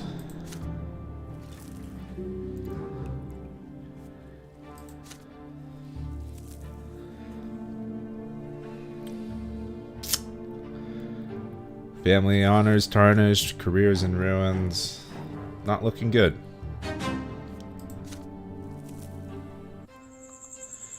Your last ruling cost you dearly. The nobility of Anazot demands that you vacate your position as judge. You have made many enemies during your tenure at the prefecture. Prefect Elborn uses all his resources to curb the attacks. It is only the virtue of his protection that you remain a judge. But your career is hanging by a thread. One misstep and you will lose your position if you're not of noble rank. Night is slowly falling upon Anazot. You examine yourself in the mirror. You are dressed in your best doublet, every crease carefully ironed. Your sword rests in a luxurious sheath. This night is of utmost importance. The door to your room opens. Stefan is immaculately dressed as always, but tonight you are on par with him. Looking good, Fox. Let's go. Our carriage is waiting. You leave together to attend a noble ball. Stefan patronizingly continues the speech he began at home. Please understand, brother, the nobles of Anazot already have an axe to grind with you. It would be fine if it only concerned your work, but now they're casting aspirations on the entire Brante family. The fact that I managed to persuade Laberius to invite us to the ball is a sheer miracle. He's from the entourage of Archduke Milanitis and the leader of the noble militia. I beg you, Fox, swallow your pride and show Laberius that you're actually someone he can work with. If you please him, you'll save your position. You still only tell your brother that you will do your utmost. The ball is being held at a glorious mansion with half an hour's ride of Anazot. The house is built in an old Arknian style, like many of the homes you have seen on the outskirts of Eterna. The mansion is surrounded by a hedgerow and an extraordinary luxury in the desiccated province of Magra. You hear... Oh my god, why can't I read? You hear the sound of music from the backyard and smell the scent of flowers. Servants obligingly escort you to the estate. God, I'm just slurring all over the place. The doors to the garden open, but you behold no dancing couples or buffet. Where you had expected a ball, you see only a few violin players. Upon seeing you, they hastily lift their bows from their strings. In the middle of the garden is a table set for dinner. And in the only occupied seat, you see the master of the house, an elderly nobleman. Despite his advanced age, his posture and movements are those of a hardened warrior. His face bears an expression of tired serenity and slight melancholy. At last, the guests of honor have arrived, the Brante brothers. Welcome to my humble abode. Please have a seat. You see several armed men approaching you in the semi-darkness. They are knights from the noble militia. Are they knights from the noble militia? You glance at Stefan. He does not look the least bit surprised by this turn of events. He answers your silent question. Yes, I knew there was no ball, but your actions left me no other options, Judge Brante. This is for the good of our entire family. Before you get angry, listen to what Sir Liberius has to say. Carefully looking around, you sit down at the dinner table. The master of the house smirks and sips from his glass. Well, Sir Fox Brante, I speak on behalf of all the noble families of the city. May I assume you understand the degree to which you have been enraged in the noble society? You have inflicted numerous wounds upon the nobility of Anazot, too many to list, but we do not wish to confine the young Brante family to contempt and dishonor. Tomorrow morning you will publicly declare that all your rulings against the nobles have been based on false evidence, and that the prefecture has annulled them. Thereafter, the noble families will take mercy on you. Have we come to an understanding, Fox? Liberius folds his arms across his chest.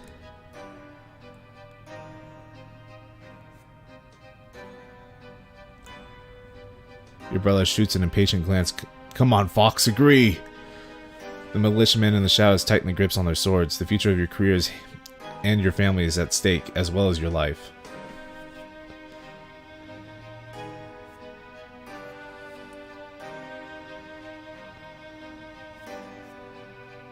Court of Honor banned.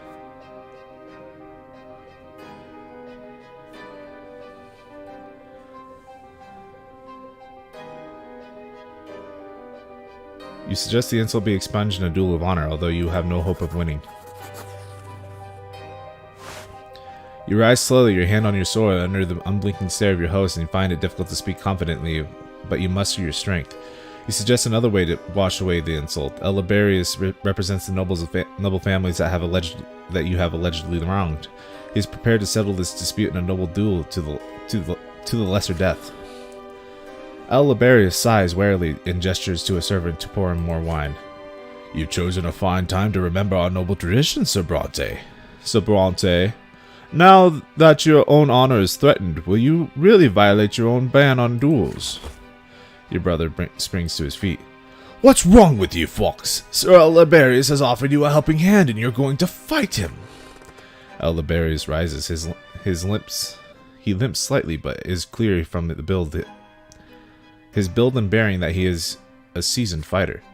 Never mind, Stefan. Your brother has decided that this is a matter of honor.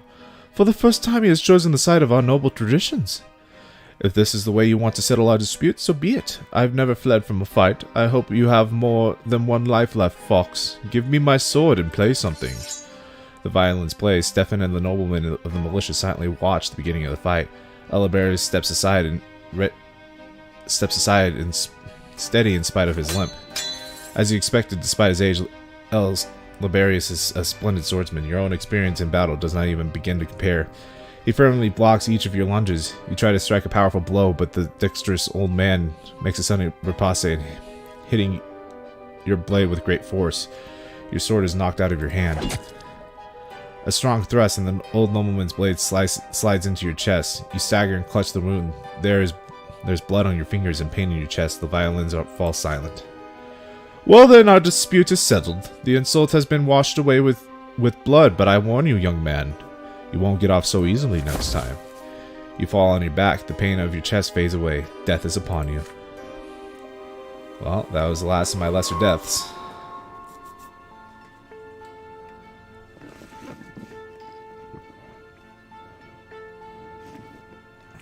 You are surrounded by an immense grey void. There is nothing but shadows around you, the specters of your decisions, the spawn of your personal will. You see before you all the victories and defeats, all your errors and hopes. Another shadow comes to life by your side. As you gaze at these elusive moving silhouettes, you recognize your last action. This is the death you chose to face, knowing that what fate was to befall you. This is the decision you made. The shadows keep spinning and dancing around you, the footprints of every step you have taken since the day you were born. A colossal figure looms over them all, your future true death. You can no longer deny its imminence. It has always been there, waiting for you. Now you are only one step away from it, but you will take this step yourself. The familiar gigantic figures of the twin gods appear from the void to meet you. They effortlessly lift your tiny soul and hold it in their hands. You have always been in the twin gods' hands. Their will created you. The elder did not grant you his love, he forced it into you. The younger shaped you according to his law without giving you a choice. An enormous whirlwind arises in the void. The twin gods release you into it, and the torrent of unfathomable will whisks you away. You are merely a minuscule particle in this universal tide. This will is the sole determiner of all events, past, present, and future. Your puny actions and choices are nothing in the face of the force of this torrent harbors. You whirl in the cosmic vortex of the twin gods, will until it casts you out. You careen back down to your earthly life. It is only now that you regain your ability to act. You see all the wills of the universe intertwined in a perpetual struggle against one another. Which will you follow?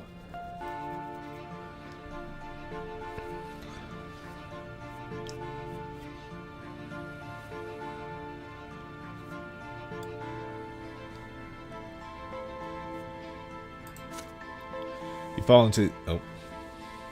into the endless web formed by the wills of the mortal world. Now that you are freed of the cosmic vortex, you can finally exert your own will and make your choice. It feels like the first gasp of air being suffocated by an alien will, the will of the gods.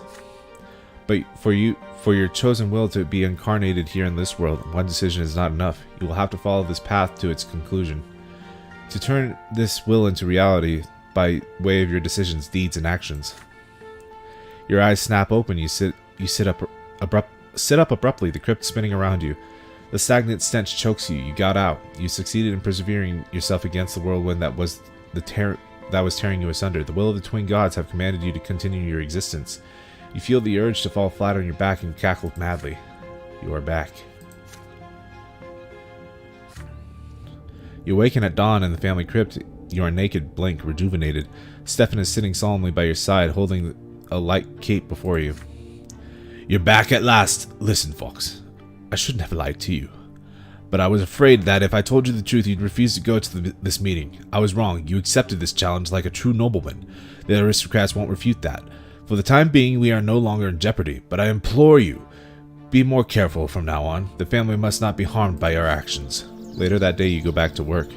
There is a letter at your desk. You recognize Elborn's writing at glance. Sir Fox Brante, I hereby notify you that the prefecture has become aware of the duel that you had in the mansion of Friedrich Liberius.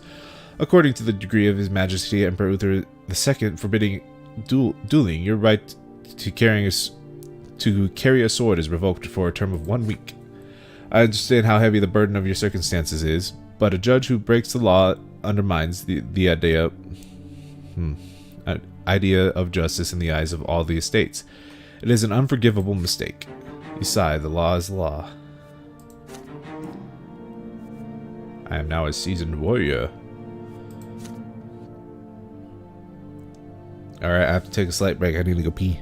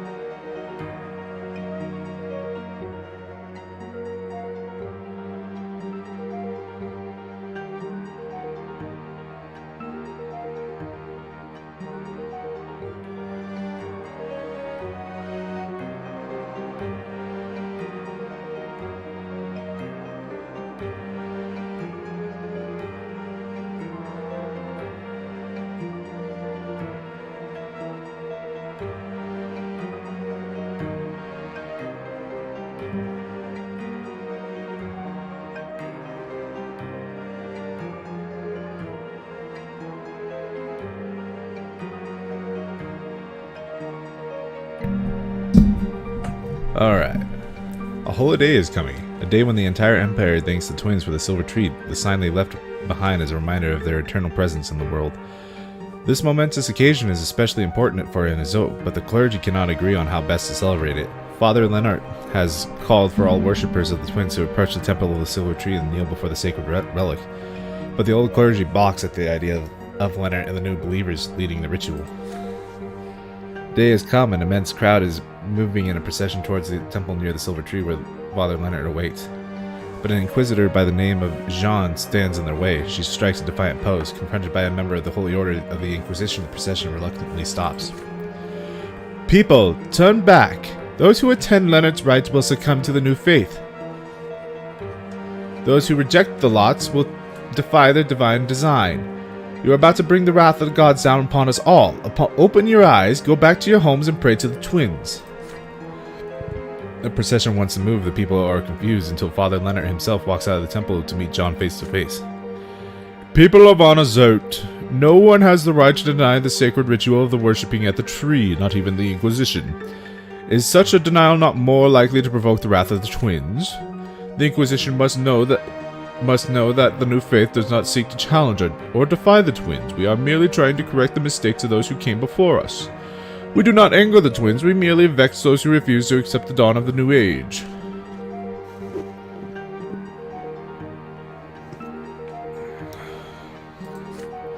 Jean finds herself between a rock and a hard place. Seeing that she has no other choice, she lets the procession pass.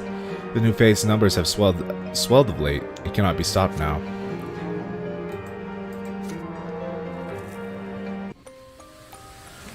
Today is an important holiday. The entire Empire is celebrating the Festival of the Silver Tree, which commemorates the parting gift of the twin gods.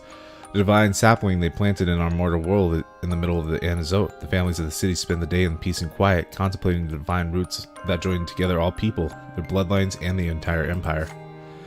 Mother always oversees this holiday. The day before the festival, she seemed to have shaken off her usual apathy and engaged in the preparations with excitement. It was although her illness has loosened its grip. Mother gathers the entire family for the holiday meal. Father is in high spirits today, sharing jokes with you and Nathan. Stefan is trying to suppress atypical agitation. Gloria is the last to join you at the table. She is wearing new breeches with high stockings and a yellow vest. Gloria, you're wearing men's clothes again. No, Mother. I'm wearing clothes women are forbidden to wear. Father gives Gloria a stern look. Stefan rolls his eyes but says nothing. Suddenly Nathan speaks up. A few days ago, on the market, I saw a grocer dressed as Overseer Gaius Tempest. He had a huge carrot for a scepter. He got a sound drubbing, of course, but until then, he was quite a hoot. Everybody laughs at the ridiculous story, relieved. Even Gloria has a smile on her face when she sits down. The feast commences. Your home finally feels warm for a moment. It was so long ago the four of you couldn't ever reach up to this table. The first word you said, Gloria, was gimme. Nathan used to cling to my skirt all the time, almost tearing it. And you, Fox, couldn't talk at all yet, but your piercing stare was so expressive it felt as if you were talking to me. Mother looks at Stefan and suddenly grows quiet. When I met Stefan, he was already 3 years old. He was so serious and a smooth talker to boot. I remember that he had a music teacher, but he was too shy to play in front of me, so I used to listen from the next room. Stefan's face twitches. Your older brother rises and moves to the old harpsichord. His fingers fly gracefully over the keys. A melody fills the house, melancholy and sweet. The last note lingers in the air. Then silence falls. The family is awestruck. Words fail you all. Who wrote that? A nobleman from the capital between drinking a glass of wine and beating a servant. Your sister's cutting remark puts an end to the warm, cozy atmosphere. Stefan calmly turns to face you. No, it was I who composed the piece of music. It's called Mother. Mother rises to her feet.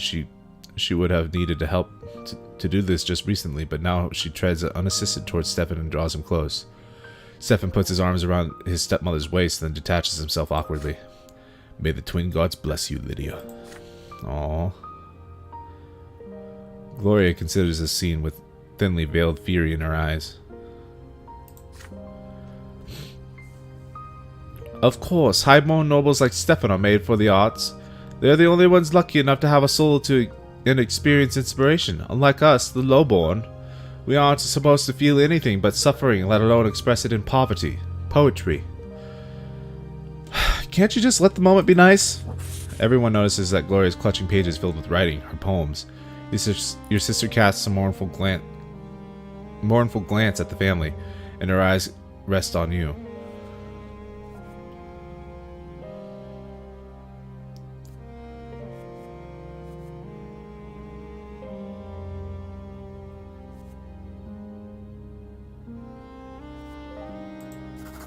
I want to let Gloria read her poems.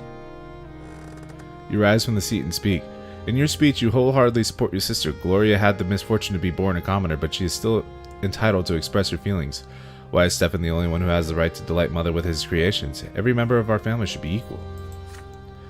But what about her lot, son? Gloria is permitting herself to practice a noble activity, thus breaching the divine order. You softly explain to Mother that times have changed. Nowadays, art isn't just a pleasure for the nobles, it is also a trade plied by many commoners. More and more low-born tradespeople are taking up the pen and ink rather than the hammer. This is now their labor and their suffering. Mother lets out a heavy sigh, but yields to the onslaught of your inspired speech. Emboldened by your support, Gloria steps into the center of the room. Her eyes are fixed on Father. A stranger and a bastard I am called. I am, but still I long for you to say that I am yours, and melt with the icy cold.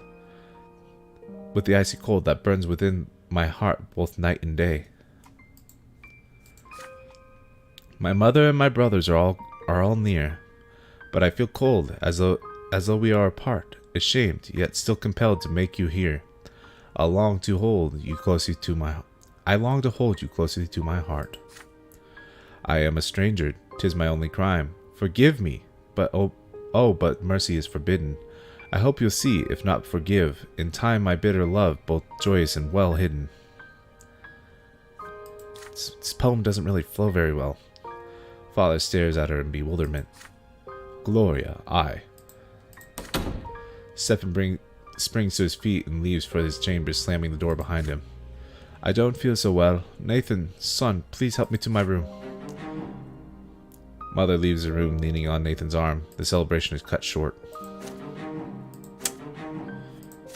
Don't know why.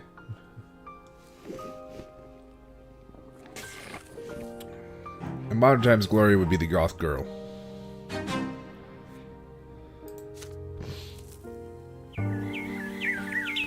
Octavia and you do not see each other very often. Sometimes, as the days wear on, you forget about your unusual liaison. But then the Archduke's daughter bursts into your life, and you abandon yourselves to the passion until she disappears again. Today, Octavia is waiting for you at her summer home in the city. It is a cozy little villa, well concealed from prying eyes by a high fence. Beyond the fence is a glorious garden. You have never seen one so beautiful in Magra. Octavia meets you on the veranda. She is wearing a light white frock and leaves her shoulders exposed. Her black hair cascades down her back. You bow to Lady Melanitis. She grins and draws you up toward her so that you can sit down by her side. The sun is melting beyond the horizon. Octavia commands her servants to leave you alone. Tonight she is strangely pensive, barely touching her food and drink. You cautiously inquire if anything is amiss. Listen to me, Fox. I'm at a crossroads. My father, the Archduke, is planning to send me out of Magra for a while. Apparently, in his opinion, my escapades are bound to cause trouble for our family. Octavia stands up, towering above you. Her eyes burn with a menacing flame. I am a daughter of the great family of Melanitis, an Archnean born at the peak of the world. All shall tremble before me. Isn't that so, Fox Brante? But before you can reply, Octavia abruptly lowers her head, downhearted. I am not free. Just like you, my dear human Brante. I have a duty to my family, to my blood tide, to the Empire, my whole life. All I've ever done is fulfill obligations created by others. I have no aspirations. Everything is preordained. What the world is like, how I ought to live, what my father doesn't decide for me, those two up on the peak of the shining pillar already have. I'm looking for a way out of this cage. I must exist. I study history, but all I find are tidbits of lost knowledge. But I believe that I'm not the first to try to escape the chains of this world. What am I to do, Fox? You yearn to break free from your fetters of fate just as I do. You have escaped the commoner's lot and joined the higher estate, but your new lot is just as much of a prison, isn't it? Could it really be that none of us will ever be free? Octavia looks into your eyes dolefully. You have never seen her so hopeless before.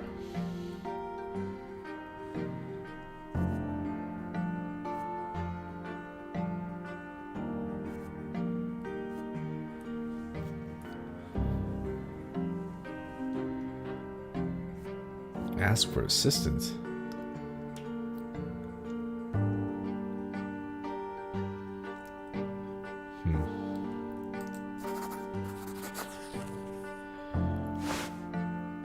You put your hand on Octavia's shoulder and gesture to the blazing line of the shining pillar in the sky. Flashes of your childhood experience comes back to you. What you felt then was the truth. It came to you from the heavens and poured straight into your soul. It needs neither proof nor prayer, and you share your truth with your beloved. Your existence is a gift from the twin gods. You are creations of their will. Yes, all people who live in this world lack freedom, if only because they were put into existence by the will of another. But this is also the most beautiful thing that could possibly exist. This is not what I wanted to discuss. You are a part of the god's design, so no one is ever lonely, lost, or empty. Yes, you comply with that design, but the design is a pure embodiment of the god's love for you. You have experienced it, you know it, but it is so. This is not my revelation. Octavia sneers and moves away from you. The way you describe it, this love of theirs is nothing but a violation, and we're supposed to not just submit, but rejoice? You protest that it is a violation only if you fight it. If you struggle, but why struggle? The twins use their design to let you into the world and allow you to live in it. I thought this was going to be like the revelation, because all my revelations have always been freedom. But this is contradictory to the revelations I actually had. Ugh. Stupid! To allow you to live in it, to think, feel, and understand. This in itself is a blessing. Any other world would have barriers of its own, so why not accept these? Octavia looks at the shining pillar thoughtfully. There is something to what you say, but you experienced this revelation firsthand, and I didn't. And to me, it all appears to be submission, as though I were a puny commoner at the feet of my master. But I, Octavia Milanitis, submit and endure? No, I'll find another way. Anyway, that's enough theology for today. Put your arms around me, Fox. I want to savor what I have now.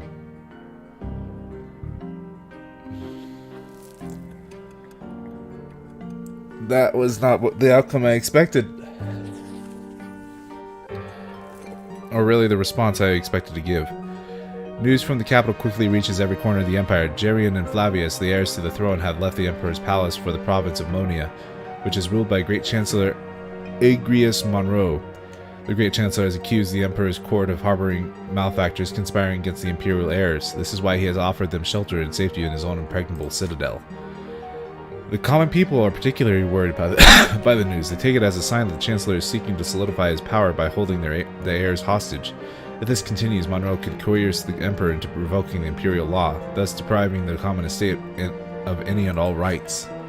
All hope for the reform in the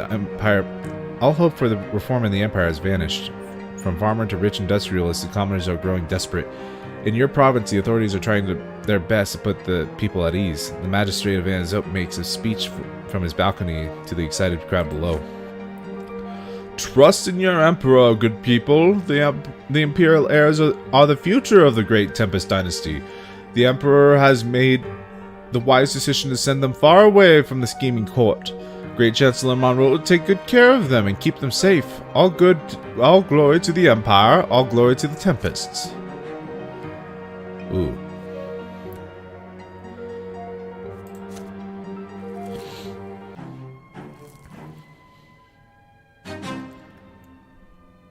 Chapter peacetime ends soon. Examine the possible chapter endings. Huh.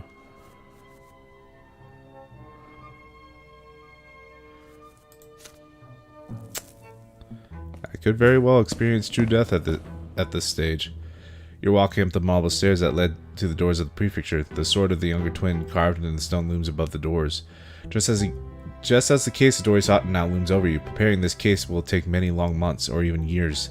The words of the prefect Elborn are evidence enough of that. And time and again you will ask yourself, are you ready to see this case through to the end? Father meets you at the stairs, and judging by the dour look about him, news of your most recent case has already reached him. Son, I didn't want to discuss this back home. Elborn is our friend, and I stand by him at all times, but he's dragged you into something that is far too dangerous.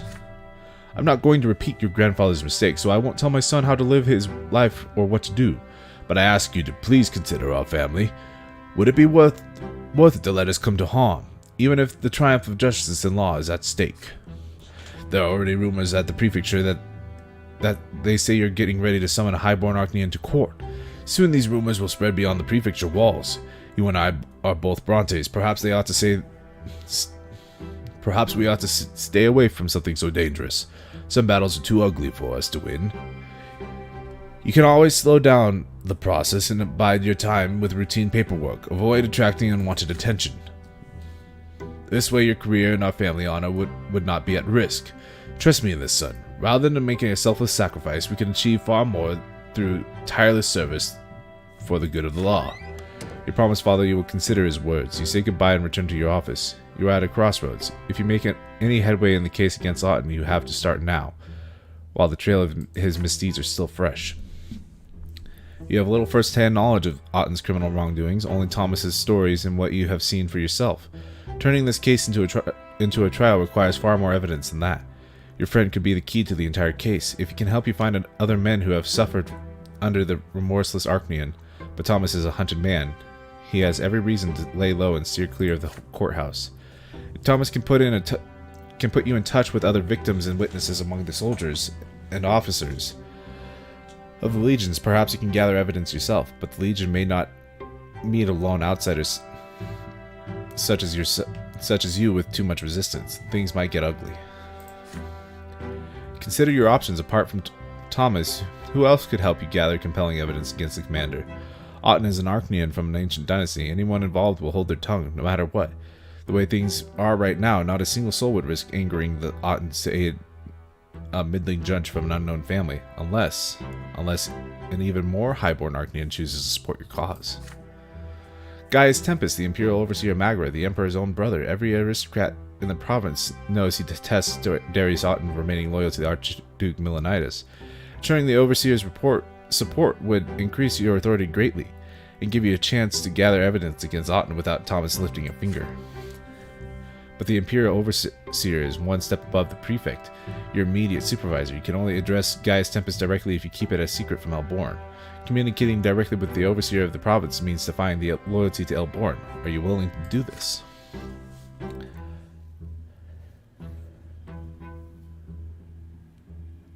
Well, I can't do either of those.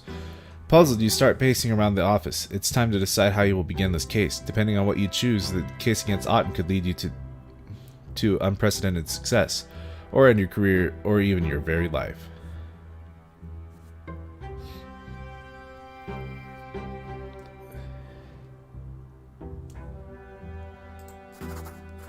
Yeah. It's a bit too much of a risk at the moment. Father is right. There is no reason to risk your well-being and well-being of your friends and family like this. This way you will not antagonize the aristocracy with no noble human or Archnean perceiving you as a threat. Your career will be secure and it may even flourish. You will refrain from pursuing Otten for now and commit only to the minimum effort necessary to this case. Without leaving your office, you draw up a detailed list of Otten's potential transgressions and indicate that acquiring credible evidence for these crimes is currently impossible. The Legion officers who have fallen victim to Otten's sword are unlikely to speak of the duels, anxious as they are to avoid getting challenged again. For many of them, another duel would be their last. The lack of formal complaints from the officers or families makes an action even easier. The officers meet their death in the line of duty. What else is there to say? You add these conclusions to the thin folder against Otten, then file it away and move on to the other cases. One day, Prefect Elborn pays you a visit to see your progress firsthand. Are you saying that you've learned nothing else of note, Brante? What a pity. The Legion soldiers are not the only ones who fear Commander Otten, it seems. I hoped that you would be braver than your father, but this is understandable. A dangerous case like this is nothing but a hindrance to a promising young judge who seeks to advance his career, is it not? Well then, it saddens me to say it, but so far we lack the evidence to have the commander indicted, especially since he is a high-born Archnean. But this is only the beginning. The situation could change at any time. I see you've put away Otten's case to focus on others. Quite sensible, seeing as we have no alternative right now. If we want to have any chance of getting him indicted in court, we need to make the nobles in the province recognize duels as acts of murder. This means defying the traditions of old, a road perilous and seldom traveled. It means enforcing the rule of law over the Anazote gentry. For now, Sir Brante, return to your other duties and pay particular attention to any dueling incidents. We will take our next step against Sir Otten when the time is right. At the end of the day, you run into your father on the way out of the office. As you go down the winding staircase leading to the exit, he gives you a quick hug when no one else is looking. I spoke with Elborn, Fox. He's disappointed in you, but don't take it personally. You chose to avoid the ire of people more powerful than us. You did the right thing. It's much easier for Elborn to get involved in something like this. He's a baron and a noble of the sword. An Archnean word won't be enough to have him executed. You, on the other hand, don't have that privilege. You can't bring any hope or justice to this world if you're dead. This case, it's much more serious than it may seem. Even Sir Otten, highborn Archnean though he is just a pawn in a much larger game. The Brante family would do well to stay off the board entirely. We're just biding our time. We'll get him eventually. Why couldn't I ask Octavia for help? Secret plot. Your home is quiet enough. Father is away arbitrating disputes in Magran villages. Stefan is visiting one of his high-placed patrons. After a dinner spent in silence, everyone retreats to their chambers. You are about to retire for the night when Gloria calls out to you. Fox, wait a minute. I have an important favor to ask you. Your sister leads you to her longtime refuge, the library. Here in the shadows between the bookcases, you will not be overheard. Brother, I wish to speak to you before Stefan returns. His scheming is becoming unbearable. It's beyond Sir Robert's power to stop him, let alone Mother or Nathan. You're my only hope. You shrug. All families argue from time to time, but every quarrel has to end sooner or later. Yes, it will end, when Stefan finally gets rid of me. As far as he's concerned, I'm just a stumbling block on it and a stain on his father's good name. He lets me stay in the house only to avoid causing a scandal in high society, but as soon as the Brontes get his precious nobility out of the sword, I'll be out on the street in the blink of an eye. Fox, you don't want for me to get kicked out of the family, do you? Please help me. I need to convince Sir Robert to adopt me and make me legitimate. After that, it won't be so easy for Stefan to dispose of me, and then I won't bear the stigma of being a bastard anymore. I know Sir Robert would agree, if only by virtue of the love he has for our mother, but Stefan is standing in his way. Tell me, will you help me? An illegitimate child who has never known her father, a stranger in the family.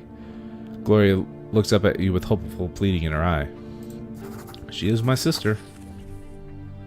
Regardless, give Gloria a firm embrace. Ever since you were children, she has always been by your side. The two of you may have different fathers, but she is your sister, and she must remain a member of this family. It is your duty to come to her aid. You will make sure that Gloria becomes a Brante. Gloria lets out a sigh of relief and hugs you back. It makes me so happy to know you're on my side. You wait for Stefan to come home. Your brother returns from his visit mirthful and in high spirits. This is the perfect moment to have a talk. That went splendidly, brother. Magistrate Elverman himself will support us. I'm on a friendly footing with his son now. It won't be long before we become nobles of the sword. But why are you still up? You raise the matter of your sister. The feud between Stefan and Gloria must end. Your brother seems to be unaware of how much damage it is inflicting on the family. But you know how to remedy it. The reason for everything is Gloria's lowly station. She should bear the Brante name. Your brother assumes a bored mind. Don't waste your time, brother. I know what Gloria is after. You mentioned damage to the family. Can you even fathom what it would mean for the Brante name by allowing an illegitimate child into this family. Our father would cover us all with an indelible shame. Several generations of Brontes to come would not even dare dream of becoming nobles of the sword. By the twin gods, I will not let that happen. You attempt to point out to Stefan that Gloria's desperate situation is leading her to more and more audacious escapades. If his sister becomes a member of this family, she'll stop. Believe me, Fox, I want to see Gloria at peace as much as you do, but not at the cost of the entire family's future. Absolutely not. I have a different idea for Gloria, and I'm sure the solution will satisfy everyone involved. Good night. Let your sister know of Stefan's vehement denial. Gloria is so vexed she is shaking. So he wouldn't even hear us out. Is that it? He's willing to do anything just to drive me out, isn't he? Fox, we need to think of something. Gloria will continue her battle for the right to stay with the family, and you have promised to help her.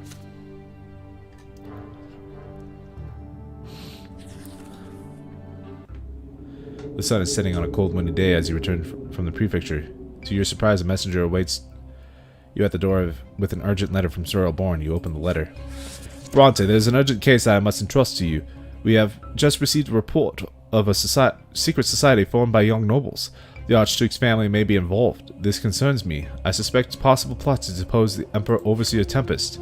Normally, the Secret Chancellery handles all such cases, but I'd rather investigate the rumors of the plot before there is any action. Preventing unnecessary bloodshed and disgrace would be prudent. You ought to investigate this matter as soon as possible. The gendarmes tracked down a suspicious nobleman by the name of Alexis L. Lance. Based on his confession, a meeting of this society will be held tonight. Unfortunately, this is all we were able to learn from him. The L. Lance family is too high standing for more thorough questioning. Fortunately, all members of this secret society wear masks when attending meetings. We have acquired L. Lance's personal mask and will ensure that he is late to the meeting. You should be able to impersonate him quite easily. You are to attend the meeting tonight, learn as much as possible about the secret society. This will allow us to foil a dangerous plot, or save many young people from the secret chancellery. The letter includes a delicate gilded mask of the intricate workmanship. Fortunately, it fits your face perfectly. It seems your plans for tonight have changed. Following the prefix instructions, you come to the appointed hour to an inconspicuous mansion at the edge of the Inzote with a spacious yard and tall fence around it. The gatekeepers bow and open the gate as soon as they see you. It seems the mask is enough to convince them that you belong inside. Inside the yard, you see noble carriages, many more than you had expected. You are ushered into a dressing room of sorts. A change of clothes already awaits you inside. It is curious garb, a square of flowing, sparkling cloth with clasps and cords to keep it from unwrapping. You have never seen anything like it. With a strange robe and the gilded mask over your normal clothes and face, you cannot help but feel rather silly. This attire feels positively unsuitable for any kind of plotting or scheming. Next, you proceed to a large room. The windows are covered with black cloth to keep prying eyes away, but you forget about it moments later. What seems to be a strange performance is playing out before your very eyes. You hear droning, unfamiliar music coming seemingly from nowhere. You see candlelight dancing and glimmering. Ribbons of gold and silver are hung along the walls as decorations. And there are people, many people, like you. They are dressed in flowing robes and delicate gilded masks with narrow slits for eyes. The people are talking. They stand unexpectedly close to one another. Their hands are on each other's shoulders. You approach one of the groups, hoping to overhear the subject of their conversation, but you almost recoil when several arms reach out at once, attempting to grasp you tenderly by the shoulder. Steeling yourself, you put a hand on another person's forearm. The masked people seem friendly and genial. No one appears surprised by your insecurity, and their conversations are also quite out of the ordinary. You hear unfamiliar names that could belong to legendary heroes of old, or to the people who have taken them as secret identities. You hear mentions of books you do not know and emotions they felt while reading them. Their conversations feel like a strange dream. You hear several voices singing in a far-off corner of the room. There are no lyrics to the song. Each voice maintains its own note. Together, these voices form a tender, softly aching melody. It feels enrapturing. It spirits you away. You feel so distant now from the purpose of your visit, so withdrawn from the judge's trade, so far away from the Empire and from your very self. A hand touches your shoulder, bringing you back to your senses. A pair of familiar eyes look at you intently from behind a glinting greenish silver mask. They belong to Octavia. You pull back and bow to the Archduke's daughter. I believe I recognize the man behind this mask. I never expected to see you here today, my extraordinary human. But I must behave here. You'd best do the same. We are not alone. It would be best if we are not seen too close to one another. As for this place, Sir Brante, allow me to explain. This is my circle of Latari. And before you ask, no, we do not plot, nor do we scheme. We have removed ourselves as far as possible from such machinations. This place is a little world of our own, a brief respite from tradition and noble customs, and other such fuss. Our gathering is but a pretense, a game of make-believe. We pretend we are neither nobles nor citizens of the Blessed Empire, nor humans nor Ocnians, but the Latari. Do you know what this word means? I would not be surprised if you have never heard of Latari. These days, the people of Latari are mentioned only in rare historical works. Long before us, in an age when the land was fertile and green, the Latari lived upon the land that would become Magra. They were masters of a remarkable art. They could create worlds from nothing but their conscious minds. Many of these people come here for simple entertainment and a brief taste of freedom. Others seek a respite from the binding customs of the noble lot. Still others feel encumbered by their blood ties and ancestral obligations. Only here are we fully freed from the burden of our past and our present. Yet some among us seek more than brief moments of freedom. They are drawn here by a fascination with the Latari, and their idea that our entire existence can be shaped by the mind alone. We strive to know the Latari people for ourselves. We strive to continue their teachings. We strive to become them. If we happen to master the art of shaping the worlds from our own minds, we may yet break free of the trap that is this harsh existence. Surprised by this, you ask her why she is telling you this so openly. She knows that the rituals of extinct races are held in the same regard as magic and punishable as such. In response to your question, Octavia suddenly takes off her golden mask and reveals a slight smile on her once hidden face. May your voice ne'er speak words of deceit. To great shame lies the path of untruth. Where an Archnian lies, where a human denies, the Latari speak truly forsooth. I'm not afraid. The truth of the Latari matters more to me than any persecution. You came here in secret wearing a mask, which means the prefecture has taken an interest in my little gatherings. But I am confident you will describe this as an innocent club of young nobles, and keep our fragile world from prying eyes and ears. Would you do this for me, Fox Brante?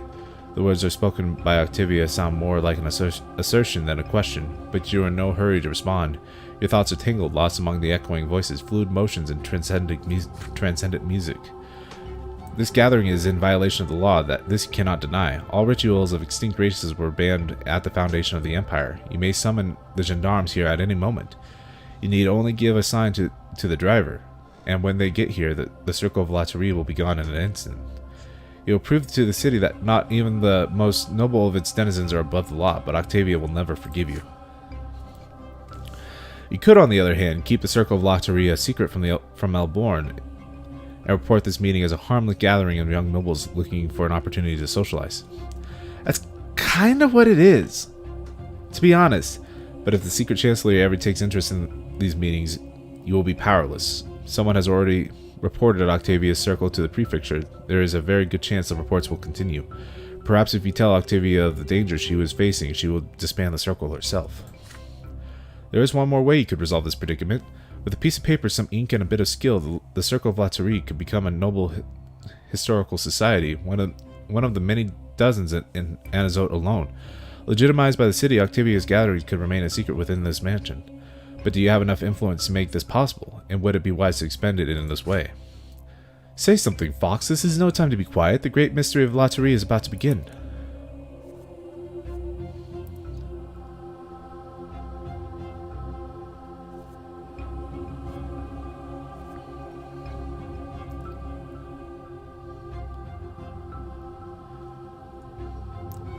I mean, I'm not opposed to the secret society. To be perfectly frank, it's just a bunch of nobles trying to, like, escape the stress of being a noble. Not that there's a lot of stress about it, but you know.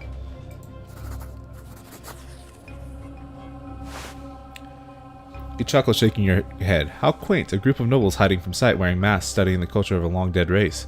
Has Lady Octavia never considered taking her historical studies a bit more seriously? Octavia's eyes narrowed, trying to discern the meaning behind your words. There's a way to make the meanings of your circle fully legitimate, you continue. You have enough influence to get the papers they need to have them signed by the right people. Octavia's face lights up. She continues your half-finished thought right away. Indeed, my dear Sir Brante. Welcome to a meeting of our Imperial Historical Society. Surely you would be so kind as to procure us a proper plaque for the door. You nod. With a genial smile, Octavia extends her hands to you. You take it and kiss it gently. If only we were alone so I could show you the full extent of my gratitude. But the great mystery of the night is about to begin. You should leave us. You'll bring danger upon the circle if you're seen coming here again. You'd best get those papers prepared right away, kind fox.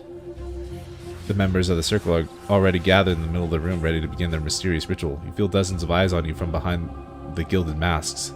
They will not begin until you leave the circle. Following Lady Octavia's suggestion, you change into your normal clothes and leave the mansion.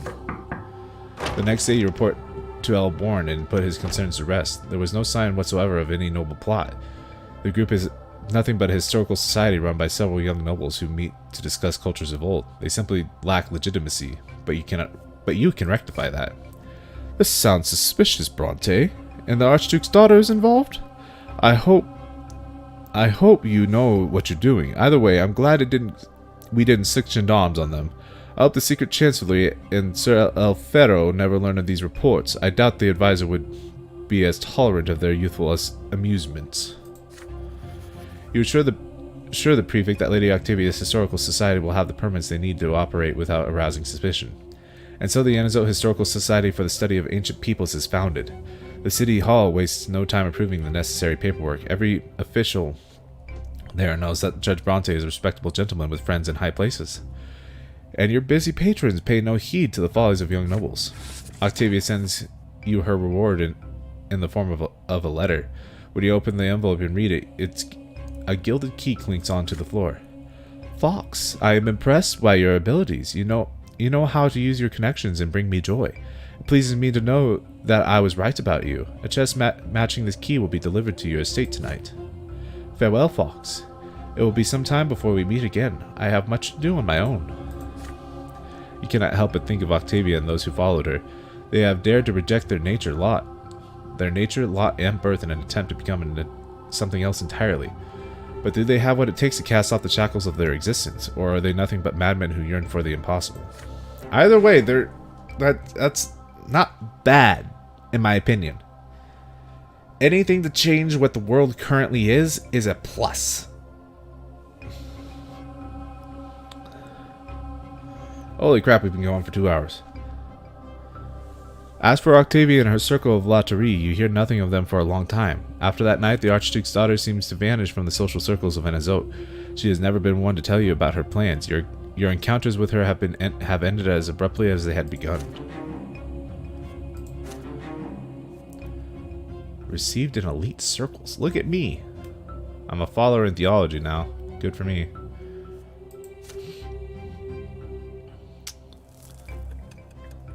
Another year has passed. 25 years old. Currently my actual age in real life. Hey, the family didn't fall apart. Look at that. Our reputation is bad, though.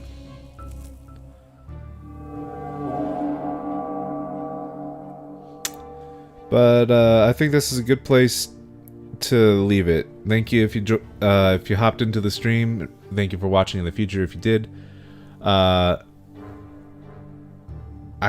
still not that close to completing this game. We have a whole nother chapter and we're only halfway through chapter 4. Oh, assuming we don't die. The possibility is very real there. But thank you all for joining the stream. I hope you're enjoying it.